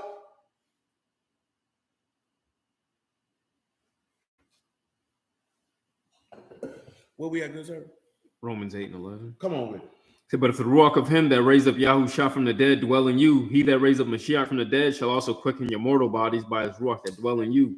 He'll quicken your mortal bodies by what? By his Ruach that dwell in you. Therefore, brethren, we are debtors not to the flesh to live after the flesh. That's right. For if you live after the flesh, you shall die. But if you through the Ruach do mortify the deeds of the body, you shall live. For as many as are led by the Ruach of Alahym, they are the what? The sons of Alahym. What you think? So when he breathed in him and made him a living soul, he was the son of God right then. Then he said, those who have who are led by the what? The Ruach of Alahym. They are the what? The sons of Alahym. And Alahym so loved the world, he gave his own. That man was willing to die for his wife because he was led by the Ruach. That's what Yahuwah would have did. That's what Yahuwah did. Manifested himself as a man and died for his wife. But you don't see that he was a simp because you a simp, pussy nigga. Do you know what I'm saying? And I mean that sincerely and disrespectfully for any nigga who say it. Because you're too spiritually retarded and carnal to peep the game. He say, what my father do, I do likewise. Alahym is love. This the son of God. What you think he did? And then you can turn around and you can see Eve laying her life down. Because what does Eve's name mean? So life came from death. We gonna get to it because if the whole book by him, he got to be Eve. Eve died by the law so you can live. Mashiach died by the law so you can live. So he's literally the mother of all living. You know how we know this? Because he hit him in his side with that beam and he didn't close it up. And if some of y'all who've been around here for a while, you know what we're talking about. Remember when that boy said, oh, you went under the ground. It's on tape. You can go look at it. It was just funny. Not the boast. It was just funny how he said it. That Mashiach gave birth. Yeah, they don't like to talk about that though. The reason why I say that is if male and female created he, them, and there's no male or female in Mashiach, that means that Mashiach has to be representative of these godly women you see in this book also. Not that he is a woman, he fulfills the work. We talked about that plenty of time, but I'm going to say this again because we were just talking to the ladies about this here, man, about the godly women, you understand? I'm going to go ahead and run this round since I mentioned it. 1 Timothy chapter 2. Start at verse 9. I don't really want everything before that, but I just want to start there. It's the last verse, verse 14 or verse 16 is what I desire. So you can start at verse 9. We still holding Psalms 85, by the way. We're going to finish Romans 8. You can keep Genesis 3 on top. Come on with it. In like manner also that women adorn themselves in modest apparel with shamefacedness and sobriety, not with broidered hair or gold or pearls or costly array. Notice that when he's saying not to be, the woman shouldn't adorn herself in all these fancy things. And the Lord said, foxes have holes and birds have nests, but the son of Adam have nowhere to lay his head at. He put himself in a lowly estate for the purpose of humility to be consistently and constantly subjected to the will of Alahym, not covered in greatness of robes and all these other things that we concerned with. But we also finished in Philippians 2 also. Continue this, sir. Say, but which become women professing godliness with good works. Let the woman learn in silence with all subjection. But I suffer not a woman to teach, nor to usurp authority over the man, but to be in silence. Listen. For Adam was first formed, then Eve. Listen. Adam was not deceived, but the woman being deceived. Adam was not what? Was not deceived. Guess what? Yahushua wasn't deceived, but Yasharal was. Go ahead. But the woman being deceived was in the transgression. Yasharal was deceived and was in the transgression. That's how we can see how Adam died for his wife. It wasn't no guile in Adam's mouth. No sin on him. He literally became sin who knew no sin. Come on. So notwithstanding, she shall be saved in childbearing. She shall be saved in what? In childbearing. Saved in what? Childbearing. Saved in what? Childbearing. Okay. If they continue in faith and love and kadashness with sobriety. This is what you had to understand. Paul is mentioning that the woman would be saved in childbearing. Why would he make this statement? Well, go to Genesis 3 and 15, and let's look at why he would make this statement. Because if any of you, of course, there's no man on here who can relate to the purpose of giving birth to a child. You know what I'm saying? Let me tell y'all something, man. I would hope none of you brothers don't ever do. You could never, the same way she would never know what it's like to be a man and understand the pressures and the responsibilities of being a man. You can't even formulate it in your mind what you think it's like to have a child form in your uterus for 10 months, be one with you. Do you know what I'm talking about? And then push it out. That's why you hear them talk about postpartum depression and all that other type of stuff, because it messes with their hormones and everything else that go along with that. That's something that we can't relate to. We don't know what that's like. Do you know what I'm saying? We don't know what it's like when a woman have a miscarriage. You be sad, but it's different for her. Do you know what I'm talking about? It's different for her. It's drastically different. You know what I'm saying? So when you look at, okay, he gonna save a woman through childbearing. Why does he make the statement? Let's look at your law. Oh, we finna look at it, Sister Mika, right now. Come on, Genesis 3 and 15. I'll put enmity between you and the woman, and between your seed and her seed. It shall bruise your head, you shall bruise his heel. Listen. Unto the woman he said, I will greatly multiply your sorrow. I will do what? Multiply your sorrow. What else? And your conception. Pause. Tell them what conception is. I know y'all know what it is. This is for clarity's sake. This is for informational purposes. That's Heron. Physical conception, pregnancy, conception. He said that I will multiply the sorrows of your pregnancy. So that means, right, that before they disobeyed, she would have had no pain in giving birth to a child. Listen, though. And in sorrow you shall bring forth children, and your desire to your husband, and he shall rule over you. Go to John 16 and 22.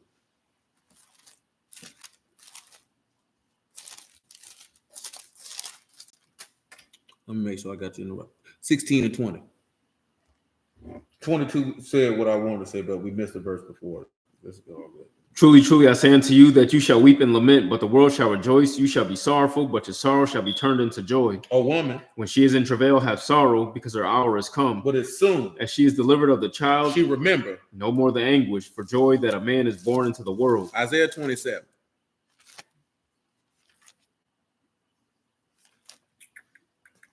It's not 27. My bad, bro. It's 26. 26 and 17. Isaiah 26 and 17. Like as a woman with child draw near the time of her delivery, is in pain and cry out in her pain, so have we been in your sight, O We Yahuwah. have been with what? With child. We've been in what? In pain. As if we have what? Brought forth wind. And we have not brought any deliverance in the earth. Neither have the inhabitant of the world fallen. Your dead shall live. With my dead body shall they shall arise. What? Awake and sing. You that dwell in the dust. For your dew. The dew of herbs. And the earth shall cast out the dead. Now listen, right? And I told you brothers this plenty of times, man. When a woman having your baby, she literally putting her life on the line. Every single solitary time a woman get pregnant, man, she could die. I know a lot of times, man, because you live in a modern time and death during pregnancy and death during delivery is not necessarily a common thing that you experience, though Black women have a higher doggone pregnancy mortality than any other race of women in this particular country. But I need you to understand, man, that pregnancy is devastating on a woman's body. As far as life and death is concerned. You know what I'm talking about? You have to really understand that. You just can't take that. That's why you shouldn't just be impregnating anybody. You know what I'm talking about? That's why you shouldn't just be impregnating anybody. That's why I always told you should have some level of respect. You know what I'm talking about? For the woman who brought forth your children. That's why you ain't supposed to just be having children with anybody. You know what I'm saying? Like I know some of y'all seen that reel when that lady talking about she a mother of 7 at 33 years old. Can she find a quality man? And then she say, I no disrespect. You need to get back with the father. She talking about no. Nigga, who the hell want you when you got 7 kids and you 33 years old? Don't nobody want that. And they all from the same man? How in the hell was this nigga good enough for to impregnate you 7 times, but he ain't good enough for you to be with? Why did you let this nigga get you pregnant 7 times? 7 times, man? I'm not getting no woman I don't want pregnant 7 times. Much less to bring 7 babies to term. She should have stayed. Yeah, at that point. There's no reason for you to depart. None whatsoever. Niggas be getting divorced for all type of reasons. Ain't none of what the book say. The book says some man of uncleanliness in that woman. Not because you not happy. That man ain't told you no junk like that. You going to hell. You know what I'm talking about? You going to hell, man. Yeah, that's wild. You know what I'm saying? But I'm just saying this here, man, that woman put her life on the line, boy, especially she done gave you sons, boy, she put her life on the line to reproduce you, that your name might still be under heaven, man. You got to have some type of respect for them. If you don't, you a beta male sent mangina, a buster, and a sucker. You know what I'm talking about? If you can't understand that, especially if she gave you sons, bro, she kept your name in the earth, man. See, I'm telling y'all don't realize that, boy, it's women who die before delivery, bro. Much less during delivery. You see that Rachel died having given birth to Benjamin. We just live in a different time of medical advancement. You don't know. Like I told y'all before, like, praise be to Yahuwah. We had a boy that's go around like, man, shoot. If it be Yahuwah's will, we ain't got to have no more children. Because I'm sitting back looking at shoot. My old lady finna be 33 years old, man. The older she get, the harder them pregnancies gonna get. You just can't have that a given that, oh, it's no, man. The older she is, them pregnancies get tougher. They get tougher. And they'll tell you they high risk. You know what I'm talking about? I already know this just because I already knew this in my 20s. You know what I'm saying? I know that that's not a light thing for a woman in her mid to late 30s still be having babies, and she definitely don't need to be pushing them out back to back. That nigga could die. You know what I'm talking about? So when you sit back and you look at him, damn. Yeah, you told me that. My condolences. So when you look at being saved in childbirth, it's an element that so that Mashiach can relate to the woman to save her. That's why he went through childbirth. How else is he going to be able to be get that Hebrews 4 and 14. Some of it can be that they had women to lay down to give birth, but shoot, even in ancient times, well, I ain't gonna say, but in generations gone by, them women squatted to give birth and still were dying. It's just the reality of the situation that y'all have to experience, though.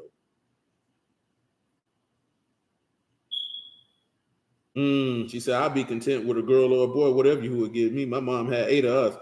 I don't know, but when you get that many kids, you got to start early. You know what I'm saying? When you go to talk about 4, 5, 6, 7, 8 kids, you know what I'm saying? You got to start that in your 19, 20, 21 years old. You know what I'm saying? That ain't something you start at 30. You know what I'm saying?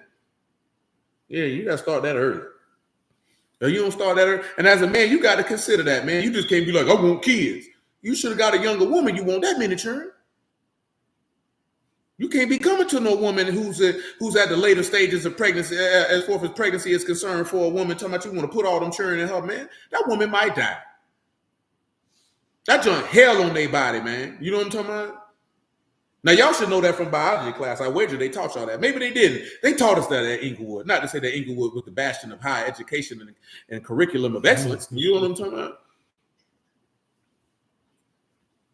But Miss King, black lady, man, I love her too. You know what I'm saying? She always looked out for me.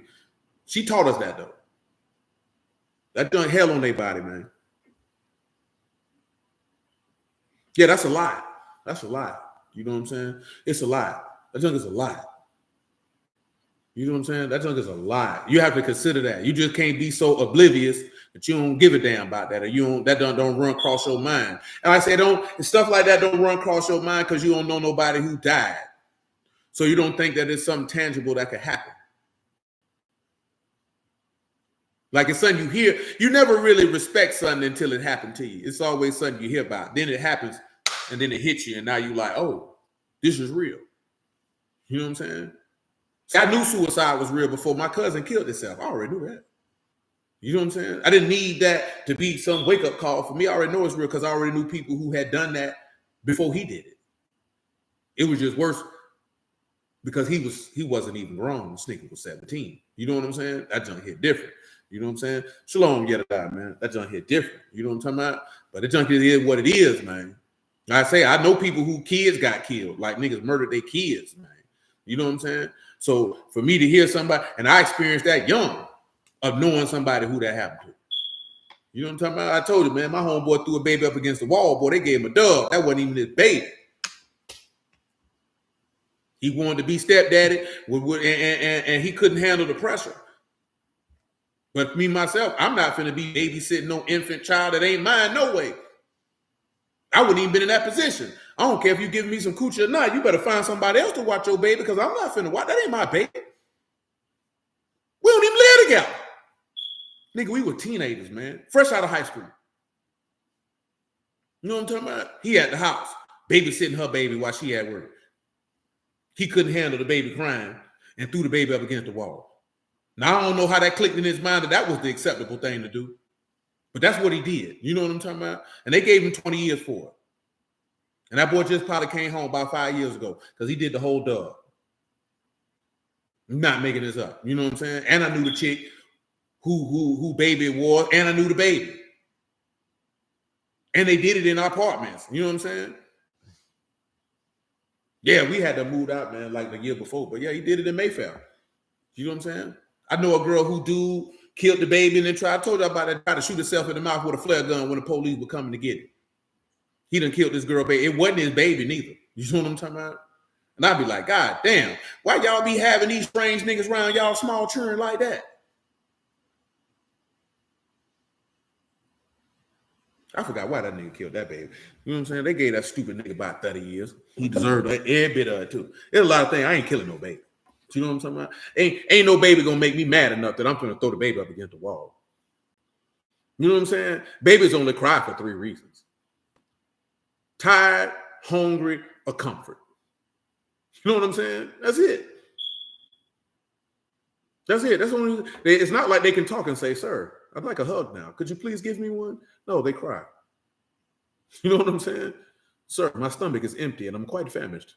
Do you happen to have milk on you? He's not going to tell you that. You know what I'm saying? He's going to cry.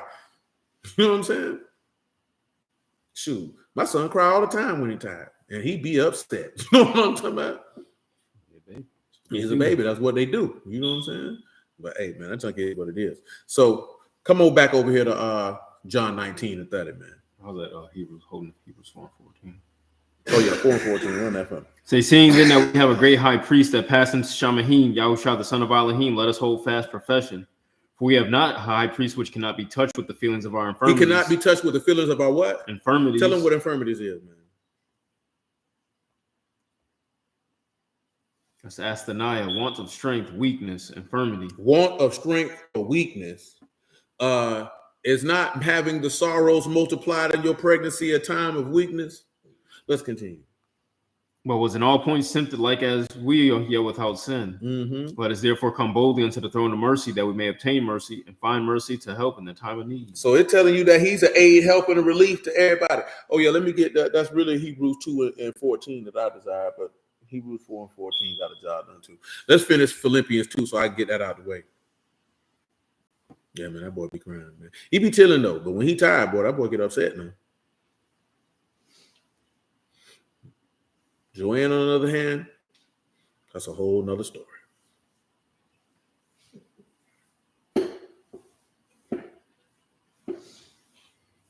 Hebrews 2:14.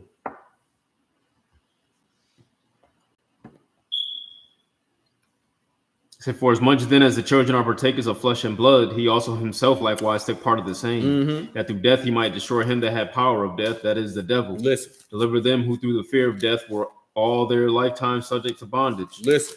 For truly he took not on Malachim, but he took on him the seed of Abraham. Wherefore in all things it behooved him to be made like unto his brethren, that he might be a merciful and faithful high priest. He might be a what? A merciful and faithful high priest. And what? And things to Alahym, to make reconciliation for the sins of the people. Come back to Philippians 2, that he might be a faithful and merciful high priest. Now, like I said, this particular thing that we're discussing is for the women. So y'all just keep that in mind, that he might be a faithful and merciful high priest. And Paul said, if you continue in godliness as a woman, you'll be saved in childbirth. Listen, Philippians 2:5 one more time.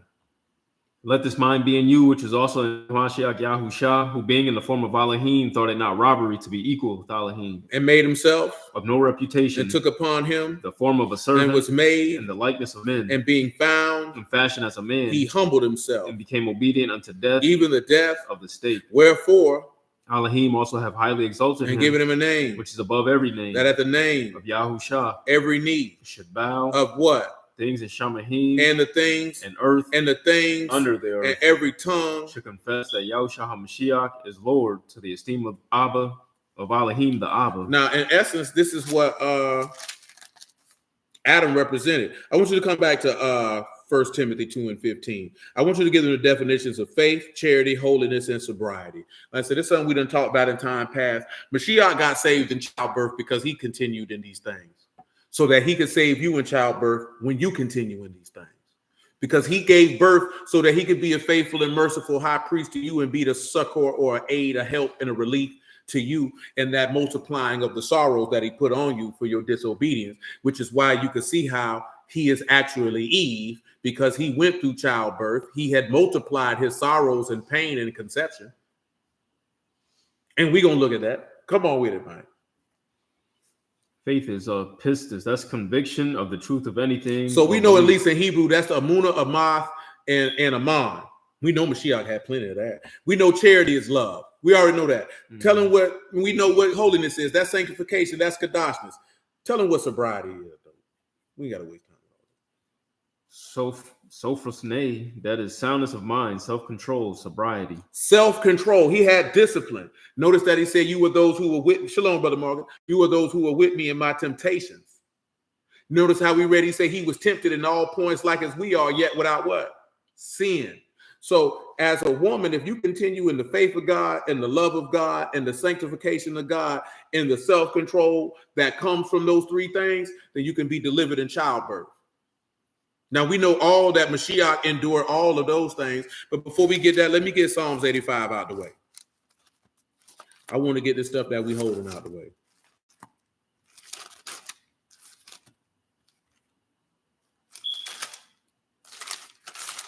We stopped in Psalms 85 and verse 6. Read that again for me. Will you not revive us again, that your people may rejoice? Now, I mentioned the John 6 and 63, but we ain't got to swim around that. He said, you know, the words, he said, you know, the Ruach give life, the flesh profit nothing. The words that I speak unto you, they are Ruach and they are life. Listen, Psalms 85 and 7. Show us your mercy, O Yahuwah, and grant us your salvation. I will hear. What Alahym Yahuwah will speak. For he will speak. Shalom unto his people. And to his saints. But let them not do what? Turn again to folly. Don't go back to sin, man. Come on. Surely his salvation near to them that fear him. That esteem. May dwell in our land. Mercy and truth. Are met together. Righteousness and shalom. Have kissed each other. See, but look what he said. Mercy and truth have done what? Are met together. You see how that said grace and truth came by Yahushua HaMashiach. They met together. Grace and truth didn't come from Moses. Moses gave you the law. Moses didn't give you faith and mercy. Yahuwah gave Adam that, and they went for the tree of knowledge and good and evil. Then he told you peace and righteousness have kissed. What did he tell you gonna come out the earth, man? Truth shall spring out of the earth, and righteousness shall look down from Shamahim. Tell them what word for truth is being used here, man. Let's see what's coming out the earth. Ameth. Ameth, the Amunah, the Aman, the faithfulness, the steadfastness, the reliability of this man's word. What you think came up out of the earth? He told you he was the way, the truth, and the life, and what he came out of. And guess what Eve came out of? Eve came out of the earth, didn't she? She came out of Adam, and Adam came from out the earth. Oh, no. Oh, no. See, it's just a similitude. And if Adam is as God, then guess what Eve came out of? That's how you can see how Yahushua could represent her, because who did he come out of? Out of the bosom of the Father. But I want you to come over here to John 19 and 30.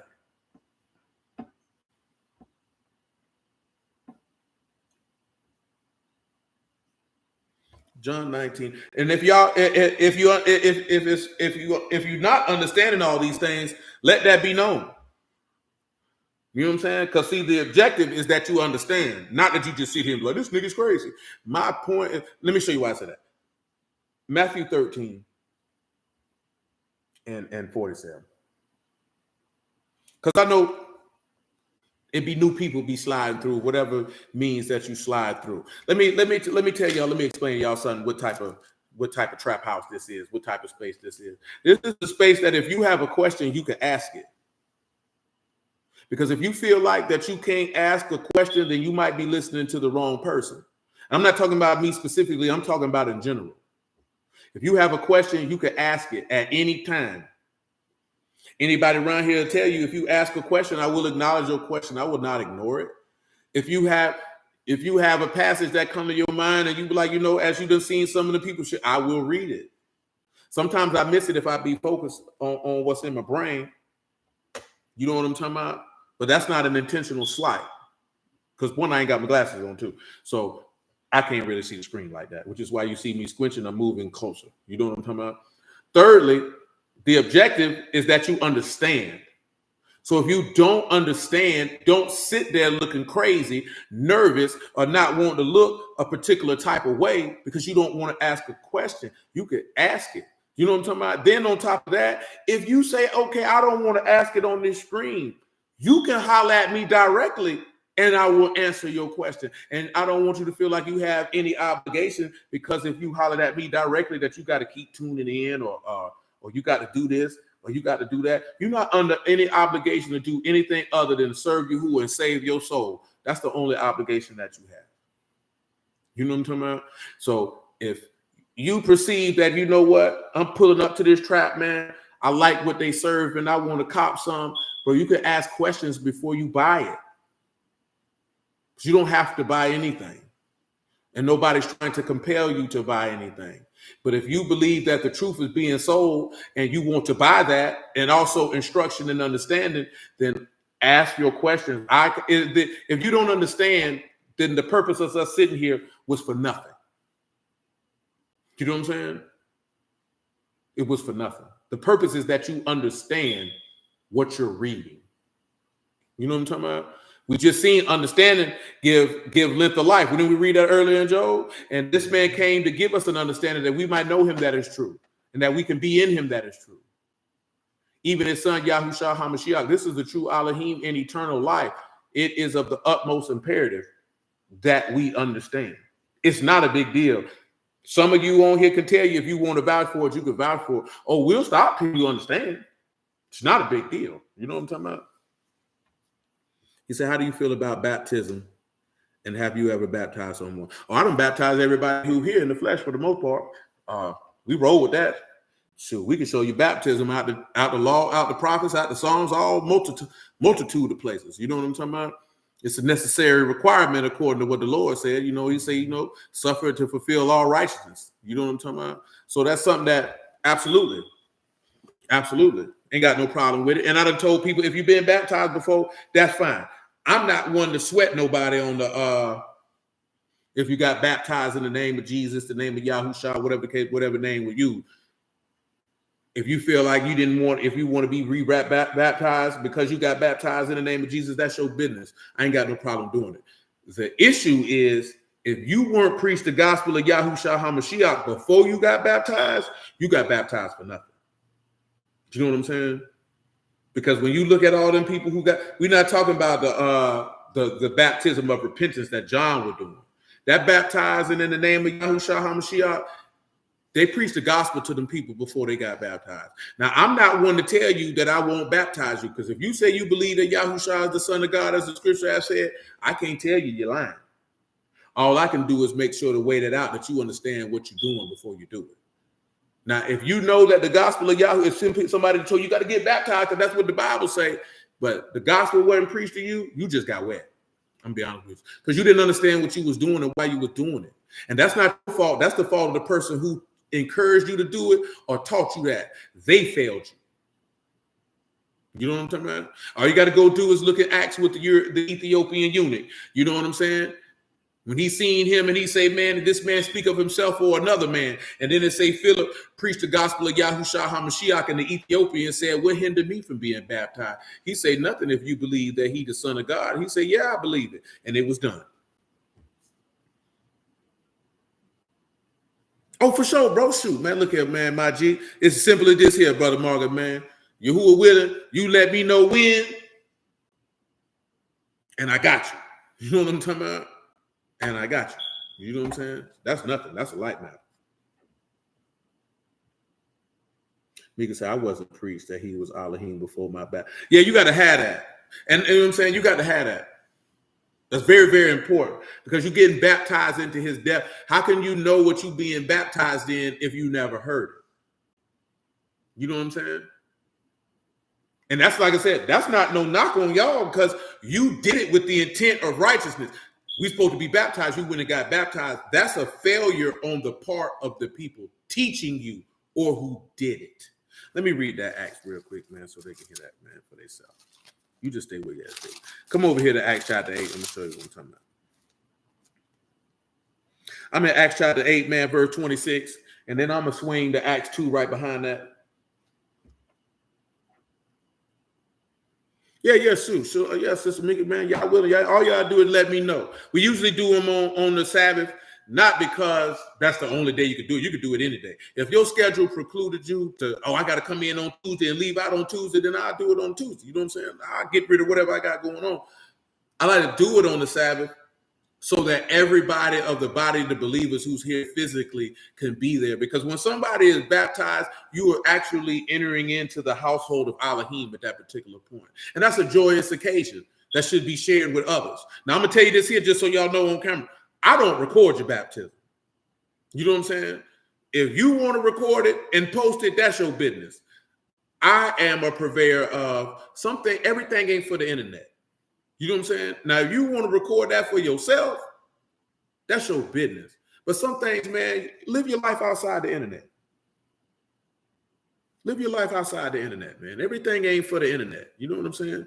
That's a joyous occasion. Everybody on your timeline don't need to see that. See that for what? You doing that for the people, or you doing that for Yahuwah? This is my personal perspective. I'm not saying you're wrong if you do. I'm just sharing my personal perspective. For me, I'm not posting. You know what I'm saying? What I mean is you have other preachers, they'll post when they baptize people. That's their business. I'm not knocking them. I'm just saying what I'm not going to do. You know what I'm saying? I'm not going to do it. You know what I'm saying? No, I'm not going to do it. You know what I'm talking about? This is me personally. And again, I need to reiterate this. This is not no shot at nobody. I'm not saying anybody who does it is wrong. I'm speaking for me. You know what I'm saying? I'm not posting your baptism. You know what I'm saying? And especially, and we follow what the text say, that you confess your sins, and ain't nobody recording that. Because that's between you confessing that before man and you confessing that before Yahuwah. That don't need to be on camera. Don't nobody need to be going back to the house. Look what she said she did. There's not a single solitary sin under heaven that somebody else ain't committed that you may have committed. There's not a single sin you can think of that you could be like, I'm by myself on that sin. No, you're not. Now that part, don't even pull your camera out. What you recording that for? That's weird. You know what I'm talking about? The baptism part, I get it. We live in a different time. You know, you want to keep the memory. I'm not mad at you. You know what I'm saying? I understand. Nevertheless, Acts 8:26. And the Malachim of Yahuwah spake unto Philip, saying, Arise, go towards the south into the way that go down from Jerusalem unto Gaza, which is desert. And he arose and went, and behold, a man of Ethiopian, a eunuch of great authority under Candace, queen of the Ethiopians, who had charge of all her treasure, had come to Jerusalem for the worship, and was returning and sitting in his chariot, read Isaiah the prophet. Ain't it funny that they tell you these people ain't had no Bibles, and this man was sitting in his chariot reading Isaiah? How he had that then? See, you let them white folks tell you it wasn't no Bibles until the printing press. You stupid. You done let Mr. Charlie say you were lying. You bought it. He said, man, shoot, man, you got my phone number, little bro. Man, just tap my line. Man, y'all niggas, I ain't the best at calling people. I ain't gonna lie to you. But, man, if you got my phone number, man, you could call me, man. I ain't going to be like, nigga, I'm not going to answer your phone call. I'm going to tell you something. If I don't answer your phone call, it's only because I think it might be a scam call. Because specifically, I get a lot of them. You know what I'm saying?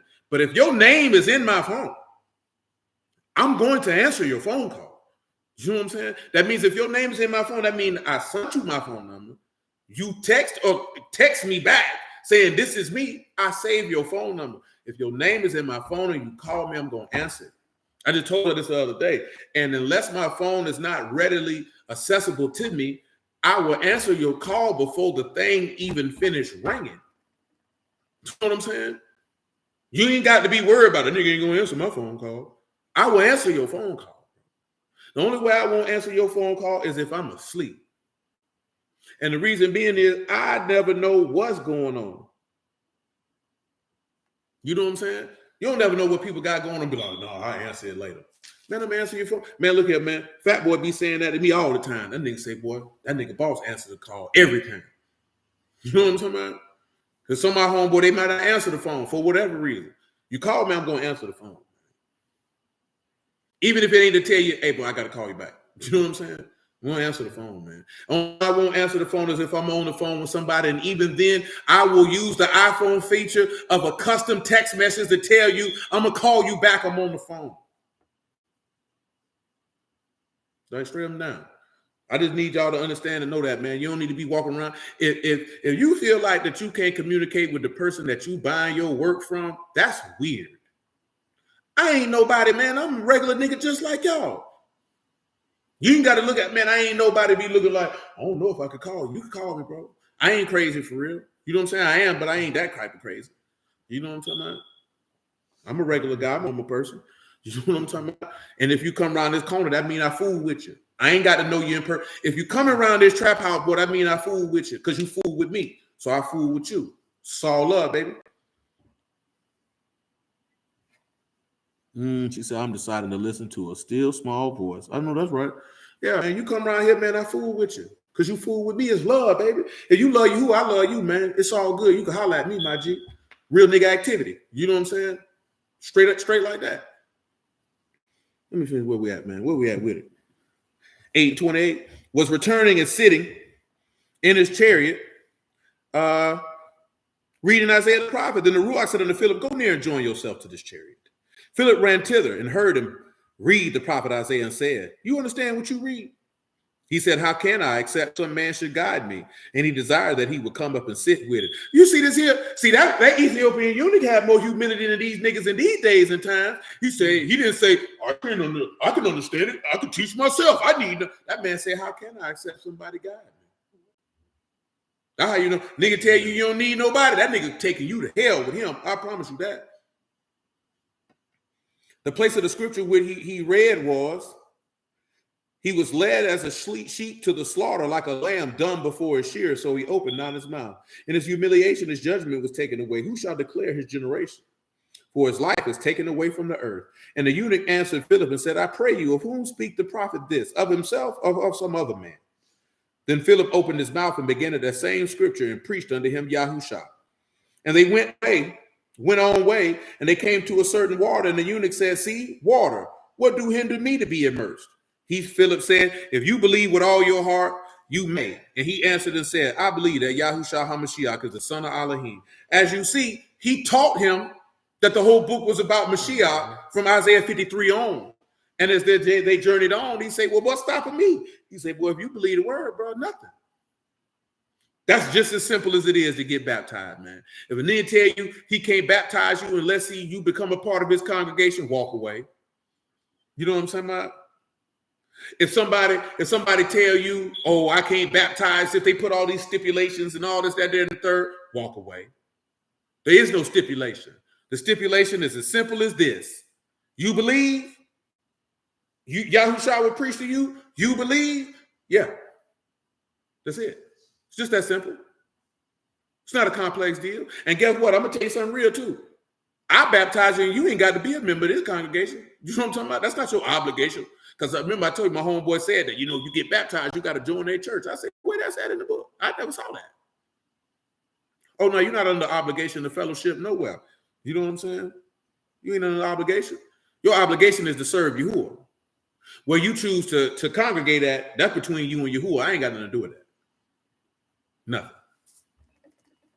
At all. You know what I'm saying? Just keep it honest with you. Verse 38. And he commanded the chariot to stand still, and they went down both in the water, both Philip and the eunuch, and he immersed him. And when they would come up out of the water, the Ruach of Yahuwah called away Philip, that the eunuch saw him no more. He went on his way rejoicing. I'm going to tell you this here too now. And it's no disrespect, because I know certain places, living water is living water. All water is alive. You know what I'm saying? Because clearly if you get baptized in the pool, somebody took a water hose or something of that sort and pumped water in it. That's living water. But I'm going to tell you what we do on this side. I'm not baptizing you in no pool. I'm going to take you to the river. I'm going to take you to the ocean. You know what I'm talking about? And I'm going to baptize you in there. And that's just that. You know what I'm talking about? I ain't got no kiddie pools. I ain't got no buckets. You know what I'm saying? I ain't going to nobody's house and using no swimming pool. I ain't knocking nobody who do. I'm just telling you what we do. I'm going to take you to that St. John's River. I'm going to take you to that Atlantic Ocean. I'll take you to the Trout River. Them the three places where we done baptize people at. That's where I'm going to take you. You know what I'm saying? You're going to be in some real living water. I'm talking about a living body of water with living creatures living in it. That's where you're going. You know what I'm talking about? I'm just letting you know. Get you know ahead of time. So if you be like, well, when I was in church, we did it in the pool, and that's fine. I'm not mad at them. Because some places, you have that's right, Brother Herman. Some places you have inclement climates. You know what I'm talking about? And that's what need to be done. You know what I'm saying? We don't have that problem. Only problem is when it's not hurricane season, that water brick. You know what I'm talking about? That water cold, boy. See, hurricane season, right now, that water still cold. Even though it's March, that water still cold. You know what I'm talking about? But when April, May start getting, he start heating up, the hurricane season coming. You know what I'm talking about? And that water don't be cold. But boy, that February water in that ocean, the lake maybe, you know what I'm saying? St. John's River maybe a little, but boy, that ocean, boy, that dude was brick, boy. I'm trying to tell you. Acts chapter 2. Acts 2 and 37. So of course y'all know in Acts chapter 2, Peter was preaching the gospel of Yahushua to these people. We're not reading all the places that he read on that. But he said, now when they heard this, they were pricked in their heart. This is Acts 2 and 37. And said unto Peter and to the rest of the apostles, men, brethren, what shall we do? Then Peter said unto them, repent and be immersed, every one of you, in the name of Yahushua HaMashiach for the remission of sins, and you shall receive the gift of the Ruach HaKadosh. For this promise is unto you, and to your sons, and to all that are afar off, as many as Yahuwah Alahym shall call. And many other words that he testified and exhort, saying, save yourselves from this untoward generation. Shalom, Sister Kelly. So Always remember that there. He said, I got to, oh yeah, I read that already. Come on to Psalms 85. If you want Matthew 13:47. Yeah, go read that Matthew 13:47. I had explained it, but it's all good.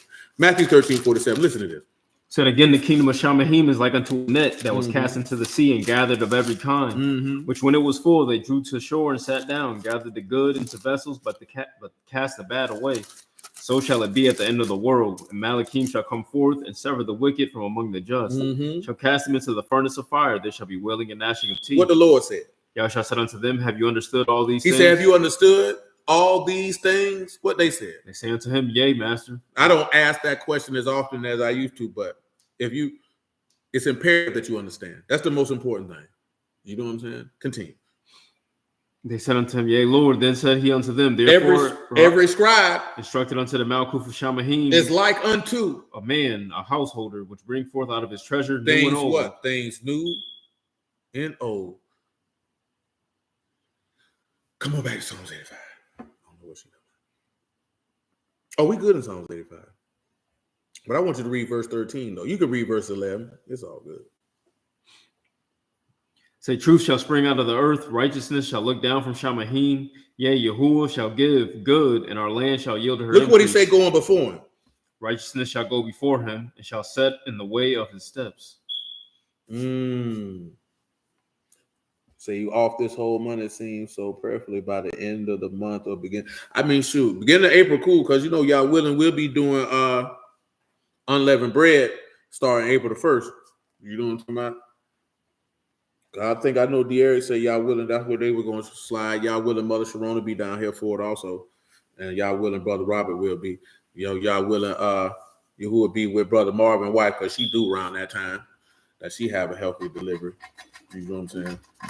She do around that time. Erica do around that time. So they won't be here this go round, but that's understandably so, because boy, you can't travel when it's time to go. You know what I'm talking about? Oh, unleavened bread is just the name of the feast for Passover. No, you got Passover, and then you got the feast of unleavened bread. And it's representative of when they came out of Egypt, they didn't have time for the bread to fully leaven. They had to leave in haste. So they ate unleavened wafers. So during unleavened bread, you don't eat anything with yeast in it for that 8-day period as a memorial for when you came out of Egypt. So you usually put anything with leaven out of your house, which is representative of you removing sin out of your mortal body. Is forfeits, because some brother, I remember a brother was tripping in there talking about he taking out baking soda. Like, nigga, you gonna go in there and eat baking soda? You know what I'm saying? And all this old extra stuff. But at the end of the day, it's just a week where you don't eat nothing leavened. So now if you're eating the unleavened bread of righteousness, which is of Mashiach, I mean, it's just representative of eating a pure word, not laced with sin, not laced with carnality, not laced with worldliness.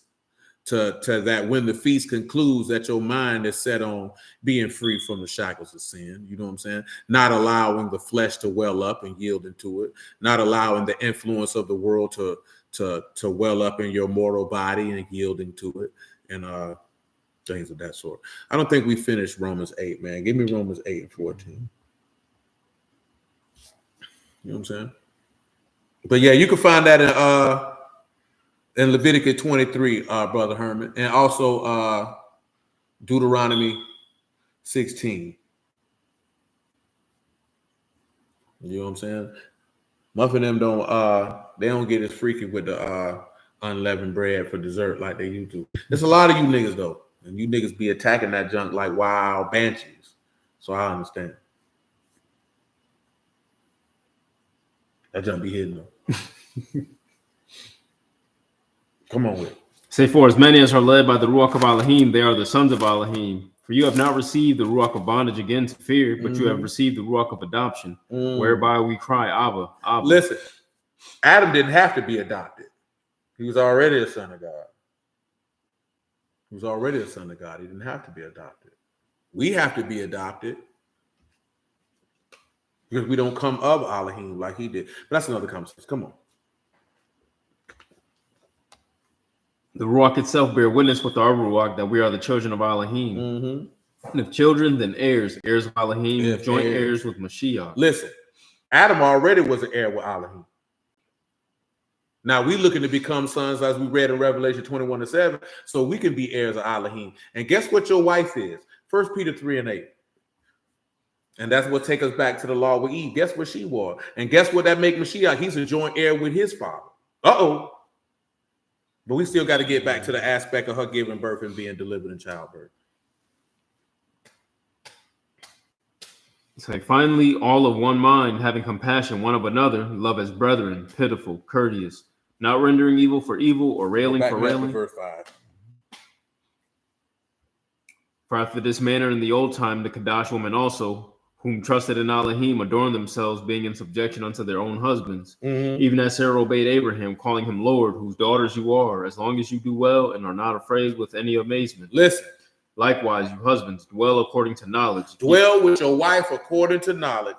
Giving honor unto the wife as unto the weaker vessel, and as being heirs together of the mercy of life, that your prayers be not hindered. Seeing heirs together of mercy of life. She was an heir right along. Just because they sinned didn't mean she wasn't an heir. She was an heir with him. She inherited the garden just like he did. He just had dominion and rule. See, a lot of people talking about, he didn't have dominion over the woman till they sinned. He had dominion over the woman before she was made.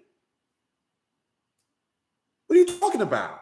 How you going to read that this man say giving dominion over the fish of the sea, the beasts of the land, the whole earth, and then think, oh, when they sinned, he had dominion over his wife. He been had dominion over his wife. How the Son of God not going to have dominion over his wife? And the woman come from him. That's like you saying Yahuwah ain't got no dominion over you. But you come from him. You see how retarded that is? Yahuwah had dominion before you were made. You didn't need the sin for him to have dominion over you. He already had it. That's why I say we don't know the law like we say we do, man. There's no way we know the law like we say we do, because we make statements that are completely contrary to what the law say. That didn't make no sense. That where I know that the whole heaven got to be looking at us like, them people stupid. What's wrong with them? Lord, please send us down here to help them. They dumb. They need help. I'm not saying that to be funny. I'm talking about, I could sincerely believe that the host of heaven, like, please, Abba, please let her go down there and help them people. Them people stupid. On purpose. Lord help us. You know what I'm saying? I'm not being facetious, boy, but we need some help. You know what I'm talking about? John 19:30, man. You could make it 27. Then said he to the disciple, behold your mother. And from that hour, the disciple took her unto his own. After this, Yahusha, knowing that all things were now accomplished, that the scripture might be fulfilled, said, I thirst. I what? I thirst. Now there was set a vessel full of vinegar, and they filled a sponge with vinegar and put upon hyssop and put to his mouth. When Yahusha therefore had received the vinegar, he said, it is finished. And he bowed his head and gave up the ruach. The Yahudim, therefore, because it was a preparation that the body should not remain upon a stake on the Shabbat, the Shabbat day was a high day, besought Pilate that their legs might be broken and they might be taken away. Then came the soldiers and brake the legs of the first and of the other which was crucified with him. When they came to Yahusha and saw that he was dead already, they brake not his legs. What happened? But one of the soldiers with a spear pierced his side, and forthwith came there out blood and water. And he saw a bare record, and his record is true. Pause. It said out of his side came forth what? Blood and water. Let me answer this question that Mika just stated, right? She said she need a thorough understanding of the feast and how to keep. I'm going to tell y'all something, right? Keeping the feast days of Yahuwah is not a difficult endeavor at all. Keeping the feast of Yahuwah is the same as keeping the Sabbath, keeping the Shabbat, because the Shabbat is a feast day. Read that for me, Leviticus 23:1, before we go over here. And when we go to Leviticus 23:1, I want you to swing back to Genesis 2:20, because I want to show you the difference between Adam's side and Yahusha's side. And this is a rehash and bring it to stirring up the pure minds by way of remembrance who've been around here for a long season, because they already know what we're finna talk about. He said, and Yahuwah spake unto Moses, saying, speak unto the sons of Yasharal, and say unto them, the feast of Yahuwah, which you shall proclaim, Kadash convocations, these my feasts. Number one, a Sabbath and feast days, they're Kadash convocations, because you tell them what a convocation is, for those who are not aware. That's Mikrah, a convocation, convoking, reading, a calling together. It is a calling together or a gathering together of the people, as you will see in Numbers 10. So this is a set apart. This ain't in any type of gathering. This is a set apart gathering. Go ahead.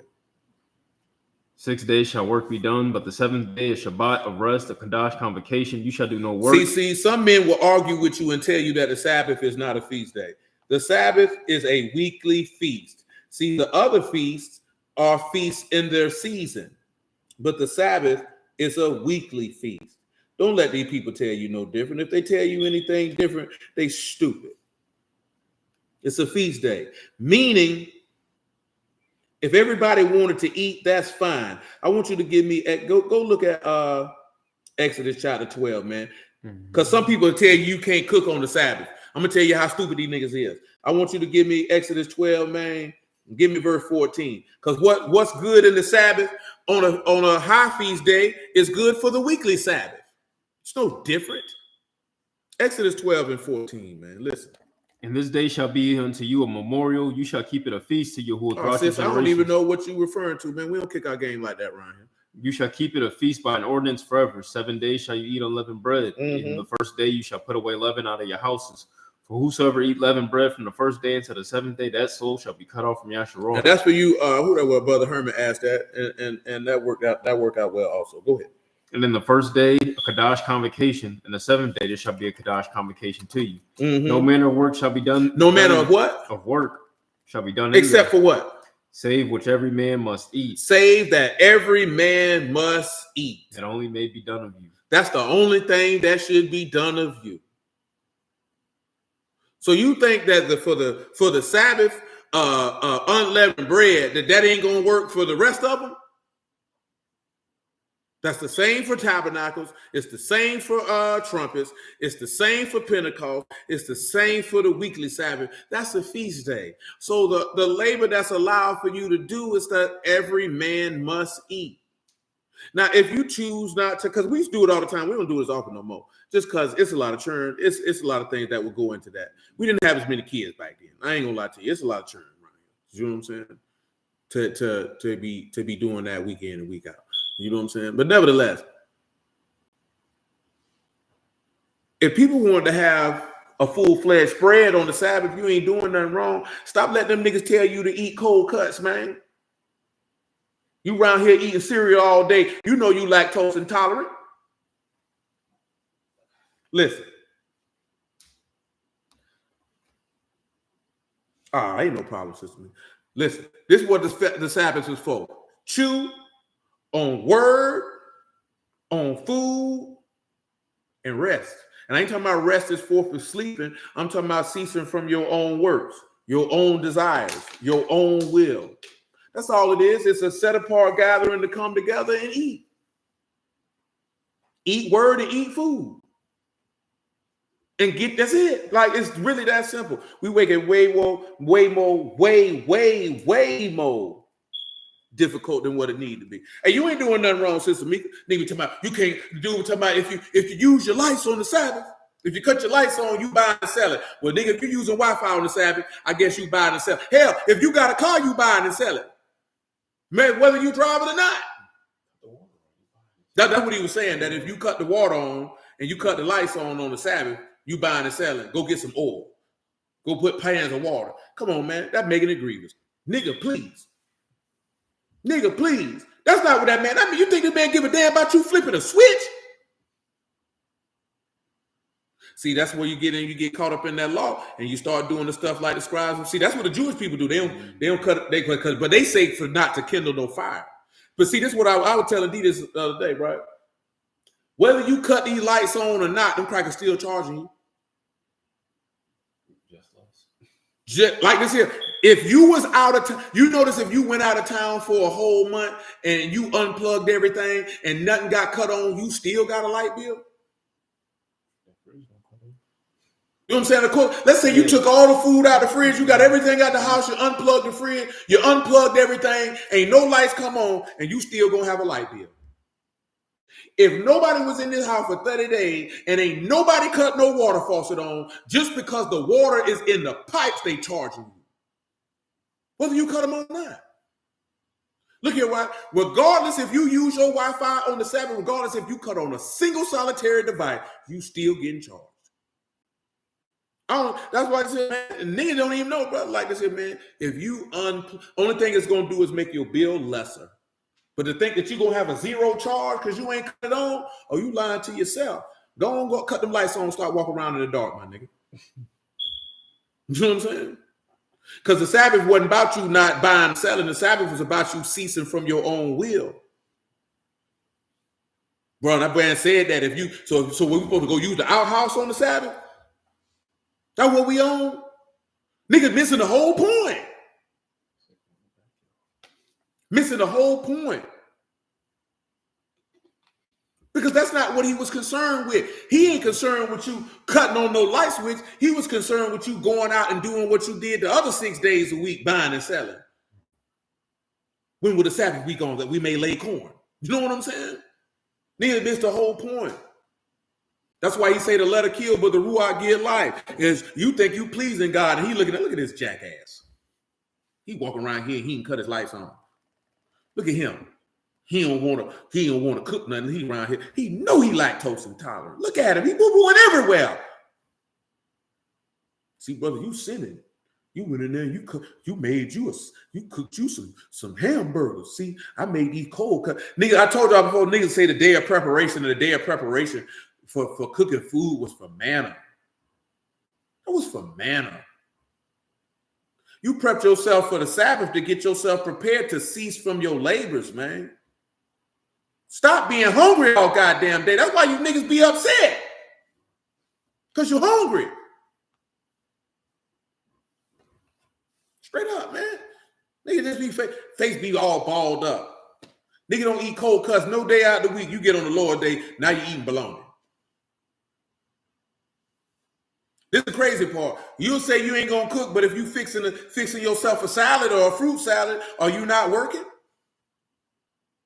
Come on, man. Use your brain. Niggas want to be so righteous with that, but don't believe and mistreat people. Malicious and spiteful, lustful, but I don't cook on Sabbath, though. You might as well, nigga. You might as well. I'm going to leave people alone, man. Niggas going to unsubscribe, and guess what I'm going to say? I don't give a damn. Now, listen. Come back to Genesis 2 and 20. Only thing we're trying to do is get to 1,000 subscribers so I can go live on General Principle on my phone at any given time. And if I download StreamYard, that means you could jump. If I can go live on my phone at any given time, then I'll add that feature. I'll pay for that then. I ain't going to pay for it if I got to sit at my laptop and do it. Go ahead. And Adam gave names to all cattle and to the fowl of the air and to every beast of the field. But for Adam, there was not found a helpmeet for him. Mm-hmm. Yahuwah Alahym caused a deep sleep to fall upon Adam, and he slept. He took one of his ribs and closed up the flesh instead thereof. He did what? Took one of his ribs and closed up the flesh instead thereof. Tell them what close mean, man.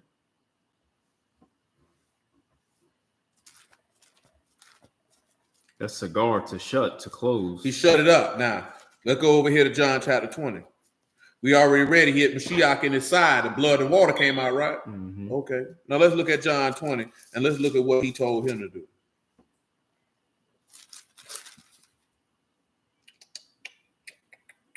(20 and 24 is sufficient. But Thomas, one of the 12, called Didymus, was not with them when Yahushua came. The other disciples therefore said unto him, We have seen the Lord. But he said unto them, Except I shall see in his hands the print of the nails, and put my finger into the print of the nails, and will thrust my hand into his side. Thrust my hand where? Into his side. Thrust my hand where? Into his side. I will what? Not believe. Mm-hmm. And after 8 days again, his disciples were within, and Thomas with them. Came Yahushua, the doors being shut, and stood in the midst, and said unto him, Shalom unto you. What did he say? And said he to Thomas, Reach here your finger, behold my hands. Reach here your hand, and thrust into my side. And be not faithless, but believing. Be not what? Faithless, but believing. So that hole in his side was still there. He didn't close his hole up, did it? Now, let me ask y'all this question, y'all. Why did he close Adam's but not close Yahushua's? He said, I was one of those dudes eating cold cuts all day on the side. Oh, you wasn't alone. A lot of people did it. I remember when me and my sister Nell stayed in my cousin's townhouse, she used to look at me crazy. I'm like, you could be hungry. I'm going to make me something to eat. Because I knew better than that. You know what I'm saying? She ain't want to believe it till she heard somebody else say it, and then she rolled with it. I'm like, nigga, shoot, that's you. I'm gonna make me something to eat. You know what I'm talking about? Now, answer this question for me, y'all. Why did he close up Adams, but not the second Adams? I'm trying to remember what this other passage is in the Songs of Solomon. So I asked y'all that to buy me some time. Sorry, find it.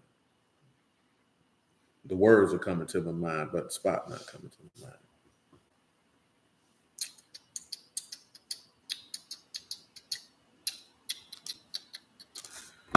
Why did he close up Adams but keep the Lord's open? Y'all supposed to know that. Y'all some smart people. Except for six. That's how he was able to be the mother of all living. That's how he was able to be the mother of all living. That's what Civic say. I guess Civic done proved me wrong. That nigga say, you ain't gonna put that evil on me, Ricky Bobby.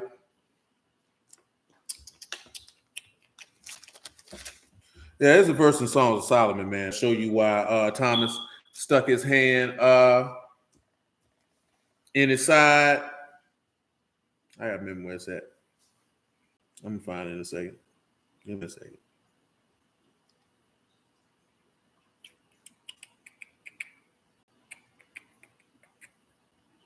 I know because I know some of y'all probably done heard people tell you Songs of Solomon was about sucking penis and eating vagina, but you should have ran away from them because them niggas crazy.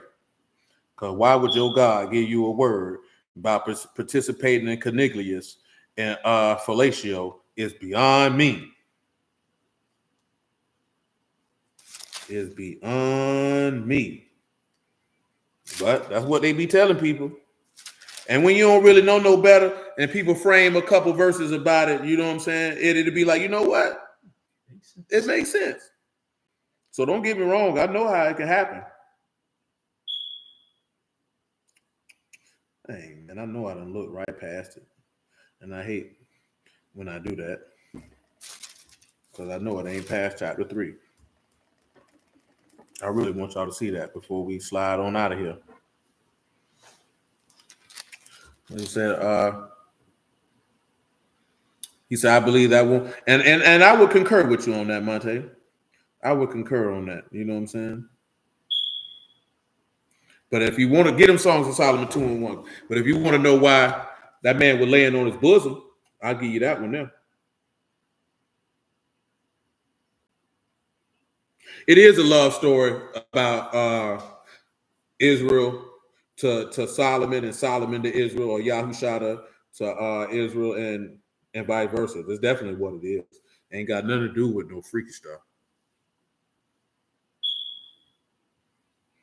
Yeah, and the wild part is that Amuna, that Yahushua both of that, the giver and sustainer of life.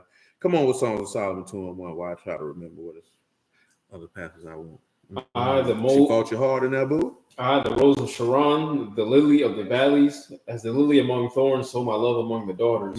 As the apple tree among the trees of the woods, so my beloved among the sons. I sat down under his shadow with great delight. I sat down under his what? His shadow with great delight. And his fruit was what? Sweet to my taste. He brought me to the banqueting house. And his banner over me, love. Paul, look at John 13 and 1, man. Let's see if he brought them to the banqueting house. And his banner was love. Let's see.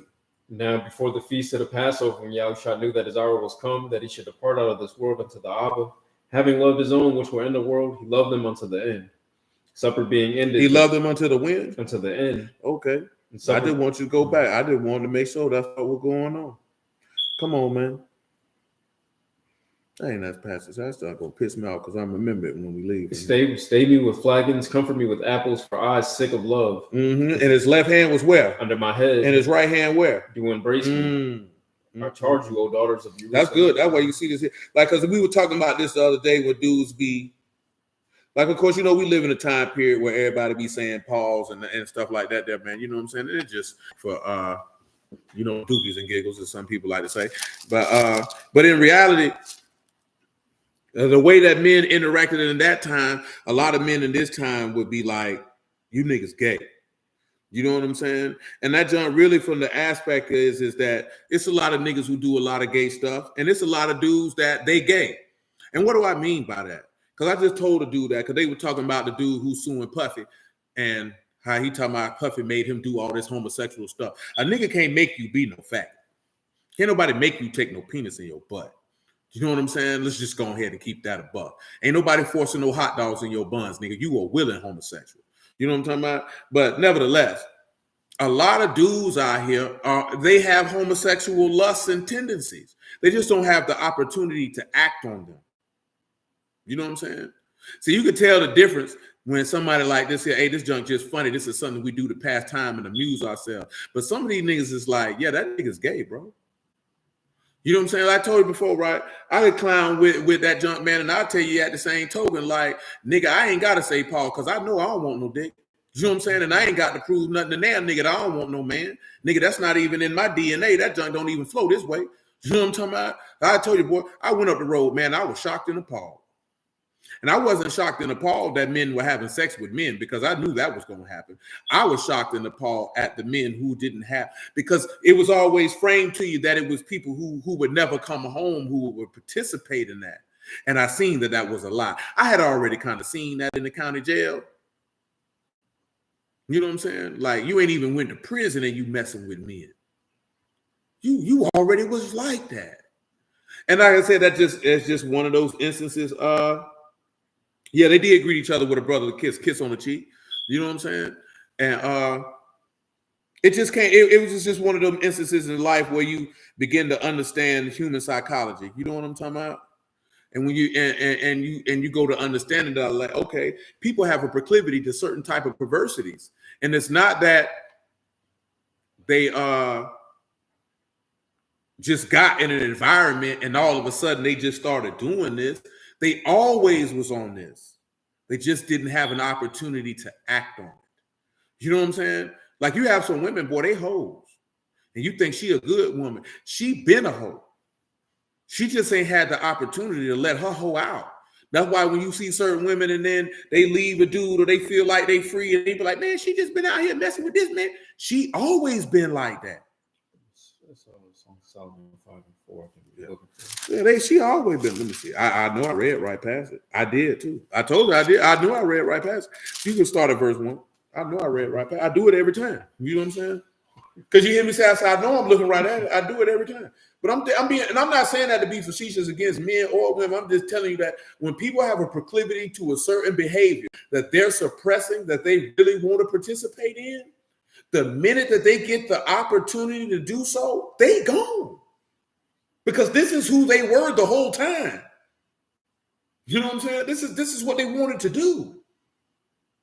That's why you let people do what they want, whatever they want to do, and you can see who they really are. You don't try to preclude and stop nobody from being who they are. You need to let them be who they are so you know who you're dealing with. You don't want to deal with a nigga who trying to suppress. And suppression ain't good anyway. You know what I'm saying? Because it's going to come out. It's going to come out. It's going to come out one way or another. And usually when you're suppressing something, it usually comes out of negative behavior. That's what you usually see with sexual assault victims. You know what I'm saying? And when I say negative behavior, I'm not talking about necessarily going to participate in sexual dalliances with multitudes of people. I'm talking about it can come out of negative interactions with people. It could come out through alcoholism. It could come out through drug abuse. It could come out in a multitude of ways. You know what I'm saying? Because I grew up with people who were sexually abused. I seen their behavior. And as I got older, I began to get the insight to understand, okay, that's why they're behaving this way. They haven't done anything about that. You know what I'm saying? Yeah, man, I'm trying to tell you. One of the biggest problems that most of us make in life, man, is you don't pay attention to how life affects the people around you so that you can actually be able to understand things so that you can not only help yourself to understand the human mind and how the human mind reacts to certain situations and circumstances, and to also how you can avoid them, or if you find yourself in the same similar situation and circumstance, how you can mentally cope with it, but also maybe to help somebody else who's in a similar position. You know what I'm saying? See, prayerfully for me, I had an above average ability to be able to cope mentally with whatever I may experience. But I also didn't have any major trauma happen to me either, to the point where I felt like life should stop for me. I told my homeboy, man, we got some homeboys went to prison and they were gone for a long time, and they came out with the same mind they had when they went in because life stopped for them.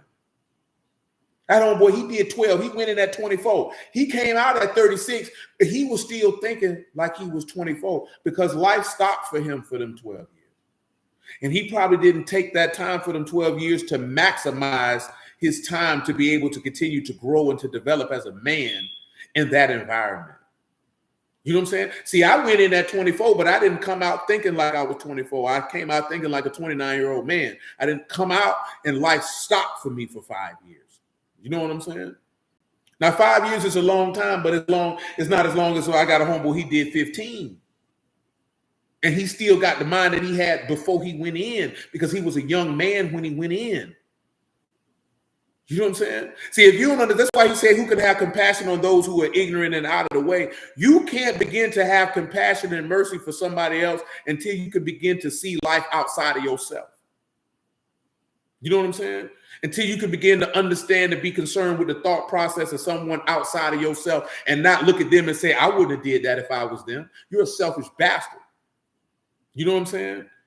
You're selfish because you refuse to put yourself in the shoes of another person so you can assist them if you say you're the godly man that you say you are.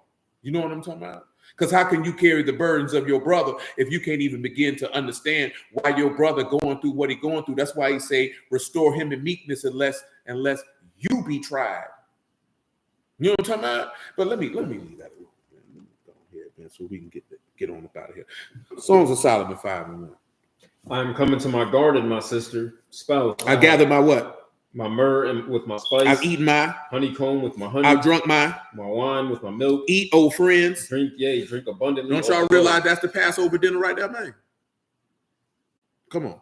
I sleep, but my heart wakes. The voice of my beloved that knock. Open to me. My sister, my love, my dove, my undefiled. For my head is filled with dew, my locks with the drops of Don't you realize this him resurrected from the dead? See, it went from the Passover meal to him resurrected from the dead in 2 verses, just like that.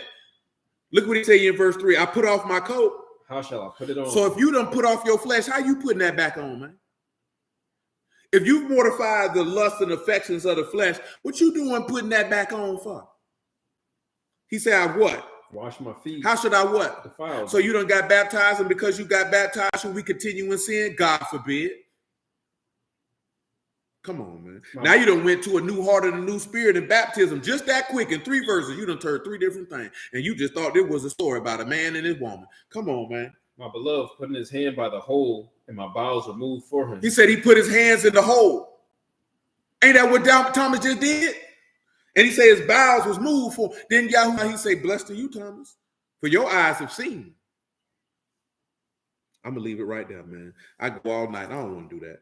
But I'm going to come over here to Isaiah 66. I got you, Sid. Some of this stuff we done already read from Isaiah 66 because I did that intentionally. Isaiah 66:6. A voice of noise from the city, a voice from the temple, a voice of Yahuwah that render recompense to his enemies. But she travailed. She brought forth. And before her pain came, she was delivered of a man-child. Who have heard such a thing? Who have seen such things? Shall the earth be made to bring forth in one day? Shall a nation be born at once? For as soon as Zion travailed, she brought forth children. I know you don't think that doggone the city of Jerusalem travailed. But you heard Mashiach on that stake saying what? My Alahym, why have you forsaken me? How many of y'all done been in the delivery room? Man, the first time I had an experience with somebody giving childbirth was my cousin. When I first came home from prison, when she gave birth to Simone. I'm talking about actually being there. I was in the house. She had a home delivery. That nigga was doing all that screaming. They said, you want to come up there and see? I said, I dare not want to look in between the legs of my cousin's bare vagina. I'll pass. You know what I'm talking about?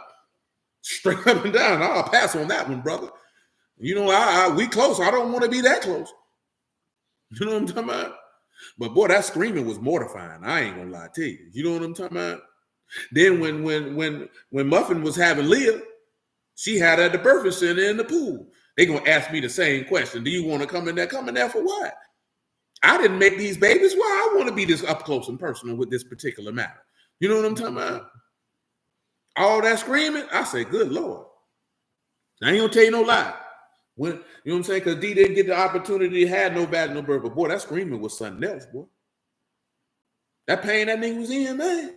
That travailing, man. Well, what you think that man was doing when he was on that tree suffering, man? That man was travailing to give birth to you. You want to see how? 1 John 5:1. Come on with it, sir. Whosoever believes that Yahushua the Hamashiach is born of Alahym. Everyone that love him that begat love him also that is begotten of him. By this we know that we love the children of Alahym when we love Alahym and keep his commandments. You begotten of Alahym. This man gave birth to you, baby. Why you think that hole in his side stay open? This is how you know he died to become the mother of all living. This is also how he said, I will multiply your sorrows in pregnancy. Mashiach had the seed in him. The seed is the word. In order to produce children of the seed, to give birth to you. So because he was saved in childbirth through faith, love, you know what I'm talking about? Holiness and sobriety. This is how he able to save you in childbirth. When you continue in those things, because he'll be that aid, help, and relief to you, as his father was the aid, help, and relief to him when he was doing the same. You understand? Remember, right? He said he wanted to be a faithful and merciful high priest. He took on those infirmities that he took on was just not the infirmities of man. See, we ain't got no unjust God to be like, I'm gonna just take on everything for man and say, screw the woman. No. That's not what's going on here. This man never said no nonsense like that. He went in and everything that the man endures, he took it on so he could be an aid, a helper. Why you think he called a Ruach the comforter? So he could do the same thing for women. He went through the same thing. How is your God going to be able to save and understand you if he don't experience what you experience? He just didn't experience it how you experienced, but he went through the experience all the same. In order, look at, I told Dee this here when she was in love. You all just think on the Lord. He your stay and help. See, it's only so much help you could give your wife in delivery. So if you any type of godly man, you're going to always want her mind to be focused on the Lord, where her strength and her hope come from. Her strength and hope don't come from me. I got to redirect her to him. Remember what I told you. Yahushua come first and everything flow out of that. You know what I'm saying? Your faith in God is supposed to flow out to your household. You know what I'm saying? Because the faith that the son had in the father flowed out to his household. You understand what I'm saying? Same thing. It's no different. The same way that Eve was a co-heir with Adam is the same way that Yasharal is a co-heir with Mashiach. The same way that if you have an inheritance, your wife is going to be a partaker in that inheritance with you. See, the key point is, well, man, these women don't marry the wrong woman, jackass. You know what I'm saying? And when I say that is, I'm not talking about how these carnal niggas out here, y'all supposed to be godly men. So why don't you have godly counselors? And why are you not seeking to Yahuwah before you decide to marry somebody? Because you're thinking with your wee-wee and you deserve what you get. When you think with your schlong, things gonna go wrong. You know what I'm talking about? Period, point blank. Stop doing that. And you won't have them problems. Stop trying to make the woman you physically attracted to like you and make her virtuous and then complain these women don't want the word. You wife the whore. And then you try to make her godly. There's no such thing as a godly whore. And this is why you go after a woman who already serving God when you meet her. Not one that you got to try to get her into that. But you niggas impatient. Because you worry about getting your little man wet. I hope that wetness is going to be worth all the pain and trepidation and aggravation and annoyance that you're going to suffer for the rest of your days because you thought about ejaculating and versus salvation and being. That's how these niggas end up married to the wrong. Man, you got dudes who've been in the word. You got 6, 7 ex-wives, man. How is that possible, brother? How you been in the word? You got 3, 4 ex-husbands. You know what I'm saying? It's one thing to have babies from multiple different men and you a sinner. It's another thing to have babies from multiple different men and you were serving God allegedly the whole time. You a bust down. not acceptable. Who told you that was the way to go? And guess what? It make all the people who in your family who not in the word look at everybody who talking about they're Israelite and all, they look at you crazy. And you wonder why they don't want to listen to you. They see how you living. You think the information is going to cover up how you live, and the people don't give a damn about, well, you keeping Valentine's Day. Well, you just had a nigga dick in your mouth last night, and you talking to me about some goddamn holidays? This your fourth nigga since I known you, saying you been serving God. You had sex with all of them. And you come to me talking about righteousness, righteously keep your legs closed. Oh, this is why your people think they're just not going to say that to you. You talking about, I'm a godly man, mama. Nigga, you ain't had a job in 2 years. But you always posting scriptures on Facebook. Get up and go get a job, nigga. This the third woman that put you out since you said you was a prophet of God. Why you keep moving in with these women? You sorry bastard. And you think they supposed to be like, see, they just don't want the truth, man. That's all. They just don't want the truth. No, they know that you are a weirdo. They know you're not about what you're talking about. They don't respect it. They don't respect it. Man, the dude I know, he said, man, it's people who in Israel got married, man, and I thought they was going to be married forever, and now they divorced and on to the next person. But you thought it was going to be different? That's what they do in the church, ain't it? Oh, you thought because they knew they was Israelite, they wasn't going to be whoremongers and scallywags. You thought these women wasn't going to be bobbing for apples. You thought these boys wasn't going to be candy lickers. You wasn't thinking they was looking for the next best thing. I'm tired of her. I want me a new one. You going to hell. Yeah, you going to hell. You know what I'm saying? I was telling my man this earlier, man. This is another thing that a lot of brews be getting into, man, because I told y'all that before. They be complaining about this here. They be marrying women with churn.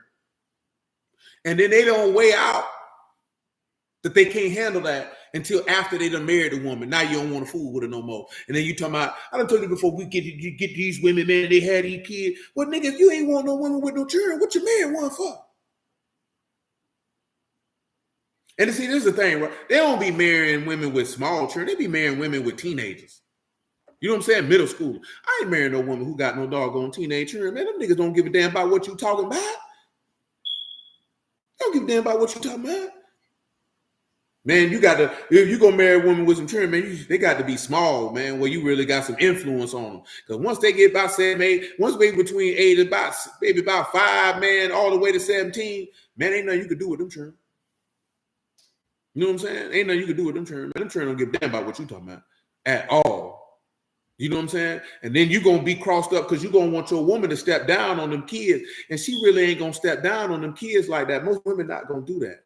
They're not going to step down on them kids to appease you, even though you taking care of them children. Because that's a benefit. That's a win for her. To find somebody who's going to take care of her and her kids, that's a win for her. That's not a win for you. So you looking at it is, if I'm going to give you this win, I at least want you to tell these niggas to sit down and shut up. And that's not happening. Nigga be mad. See, you got to weigh that out. She said, glad Yahuwah didn't let me get married before now. Like y'all don't believe in divorce. So I know when I get married, it's a lasting covenant. I want to be a wife. I wasn't ready back then. So I had my second baby throughout the entire pregnancy. I kept holding on to divorce. The joy of the Lord is my strength. Well, praise you, Lord. I ain't even see what Crystal was even in here. She slid out of here quick. You know what I'm saying? Like, yeah, man, you got to think about that. That's for women too. You got to make sure, shoot, you want to, this nigga got turned, that's something you want to do. You know what I'm saying? That doesn't seem cute till you got to do it. You know what I'm saying? That doesn't seem real cute till you got to do it.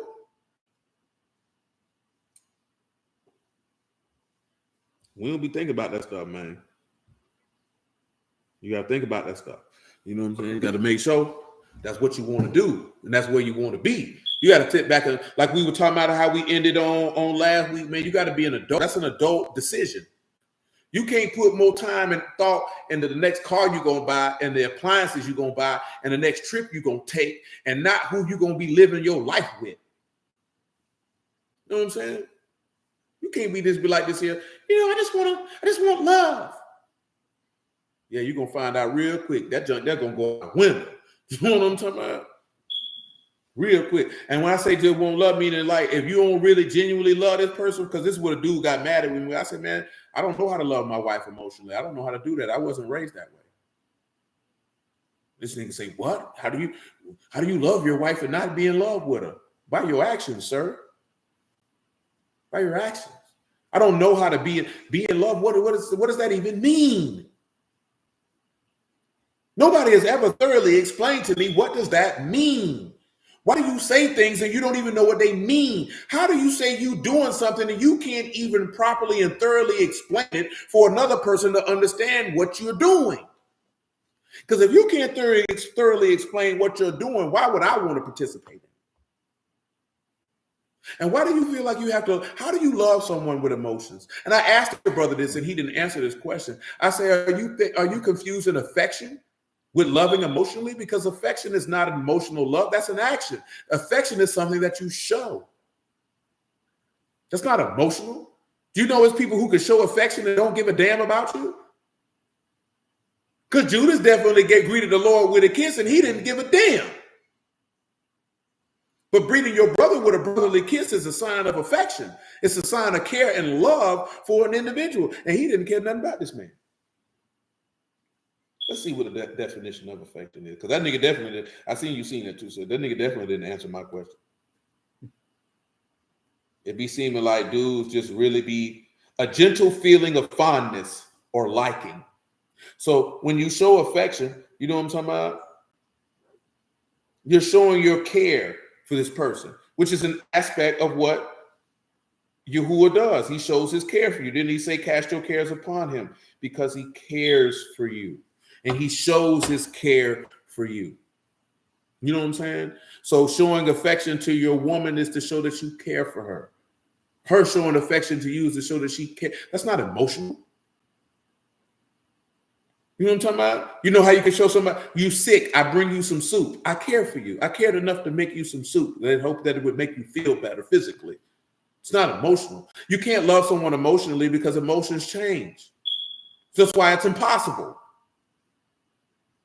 That's why so many people get divorced, because you were loving with emotions. So once that high of that emotion is gone, now you don't really have any bond or kinship to this person.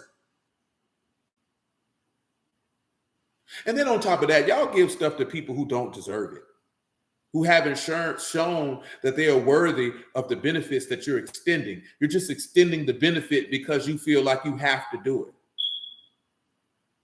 This is why so many women end up having sex with so many different men. You're giving the benefit of your body to a man who doesn't even deserve it. He hasn't proven himself worthy of that. And then you believe that I should still look at you as the same as the day that you were a virgin, even though you've been with 15 men, 20 men. You have diminished yourself because you didn't value your own body. Now you want me to place the value on you that you should have had when you were 16. You know what I'm saying? I can't do that for you. See, you can't be out here and you've been slaying every woman you've seen, and then now you got babies from 4 or 5 different women, and then expect someone to see the value in you as a man. See, just because you got some money don't mean that you're valuable as a man. You're just a man with some money. You can still be a sucker. You know what I'm saying?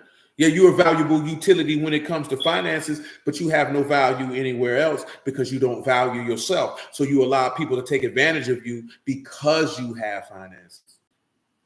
You know what I'm saying? You have to value and love yourself, man. You can't do, and that's why it's hard for people to serve Yahuwah and love each other properly in the word, because you don't do that. That's right. Niggas say people do for and act loving towards people they don't love every day. Damn sure do. And I don't understand that. You know what I'm saying? I told you, this lady said, you don't love your wife. I said, man, if I didn't love her like my wife, she wouldn't be here. You know what I'm saying? Like, I'm not going to do that. I'm going to take care of a woman I don't like. No, I'm not. I cut my losses. If that's the case, I ain't got no problem with my old lady. I have a problem with her for what? This nigga's not a disciplinary problem. This nigga's not nasty, rude, and belligerent and incorrigible. And that's something that would have already shown years ago. Known this nigga a long time. Y'all see a nigga like, ooh, she look good. You know she got a sick, the evil disposition. You don't care. She ain't nice to nobody. You just want to have sex with her. That's why I hope you suffer. You know what I'm talking about? Because you're stupid. Let me finish this here so we can slide, man. Verse 8. Who have heard such a thing, who have seen such a thing? Shall the earth be mean to bring forth in one day? Shall a nation be born at once? For as soon as Zion travailed, she brought forth children. Shall I bring to the birth and not cause to bring forth? Saith Yahuwah, shall I cause to bring forth and shut? Saith your Alahym. Now they added the womb. He said, shall I shut the womb? He didn't. You know why he didn't shut the womb? So that he could continually give birth. And because he saved them in the childbirth while he was on the stake, this is how he can give birth as the woman was intended to give birth from the jump street. Pain-free. But also showing you how he was Eve. You know what I'm talking about? Now, he didn't get deceived by the devil, but we know because we talked about this on, and we could have went to that instance with the beast, but we talked enough about the beast. I don't really like to talk about that nigga like that all the time. You know what I'm saying? When it's necessary, we do, but that nigga's not a focal point. So that's why when you look at the beast or the Satan jumping in Judas in order to, because at the end of the day, they killed him according to the law. They say he was a blasphemer. He died by the law. The law didn't give him life. The Ruach did. See, he died by the law like Adam and Eve did, was brought to life by that which you who were kept from them. Get to Genesis 3:22.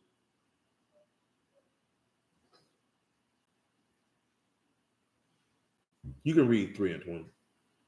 It said, and Adam called his wife's name Eve because she was the mother of all living. Mm-hmm. And to Adam and also to his wife that Yahuwah Alahym made coats of skins and clothed them. Mm-hmm. Gave him linen tunics. And Yahuwah Alahym said, behold, the man has become as one of us to know good and evil. And tell him what become as one of us is. Because people think that be plural. They could read like that if you parse it out, but I'm not a Hebrew linguist, so I can't do that for you. To become as Hayat, to be, to become. He's become. And one is a Kad. You know what I'm saying? So he has become one. Or one with us. And then us is just men from out of, on account of. Mm-hmm. He become like one of us to know what? To know good and evil. Mm-hmm. And now lest he put forth his hand and also take of the tree of life. And do what? Eat and live forever. And live forever. See, Yahushua took and ate of the tree of knowledge and good and evil and died. But he also was able to eat from the tree of life and live forever. That wasn't kept from him like it was kept from Adam so that he could give it to you. You know what I'm talking about? We're going to start right there because it's 11 o'clock. Yeah, we'll finish all this up tomorrow, man. We might do the stuff with the beast. Who knows? I got a couple other things in the clip already. And Daniel, by the way. So hallelujah for Yahushua. Lord, I appreciate y'all time this evening. I bless you out the house of Alahym in the name of Yahushua. I love y'all. I appreciate y'all. Who are willing, man. We'll be back at it tomorrow afternoon. Oh, yeah, by the way, Unleavened Bread is April the 1st through the 9th. It is $225 a family and $150 for singles. $225 a family and $150 for singles. You know what I'm saying? If you have a desire to contribute to that, because for those of y'all who don't know, we eat every day at Passover. So that's why that number is like that. Because we just don't be like, oh, we just eat the first and the last day. No, it's 8 days. We eat all 8 days. We gather all 8 days. We have service all 8 days. Amen, Brother Marcus, man. Be safe out here too, bro. Hey, just hit my phone. Love you too, bro. Just hit my phone, bro, about what you're talking about, man. Just hit my phone in the morning, man. You're who are willing, man. So, yeah, that's why that's like that if any of you wondering. Why is he saying it's $225 a family and $150 for single? Because we eat every day. For sure, so we eat every day. You know what I'm saying? So, yes, sir, Brother Nate, man.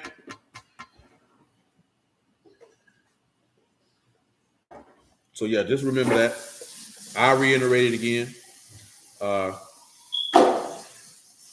I still got to hit my mans up. We probably won't be able to pull off what I desire to pull off. Maybe we could push it back to Pentecost or Tabernacle or something like that. But I still want to try to get with my homeboy by having that fundraiser, man. I got to hit his line. I ain't talked to him in a little second because I had a few things I had to square away.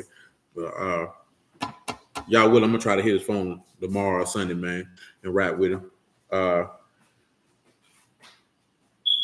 But yeah, that's where we at with it. So, yes, sir, brother Herman.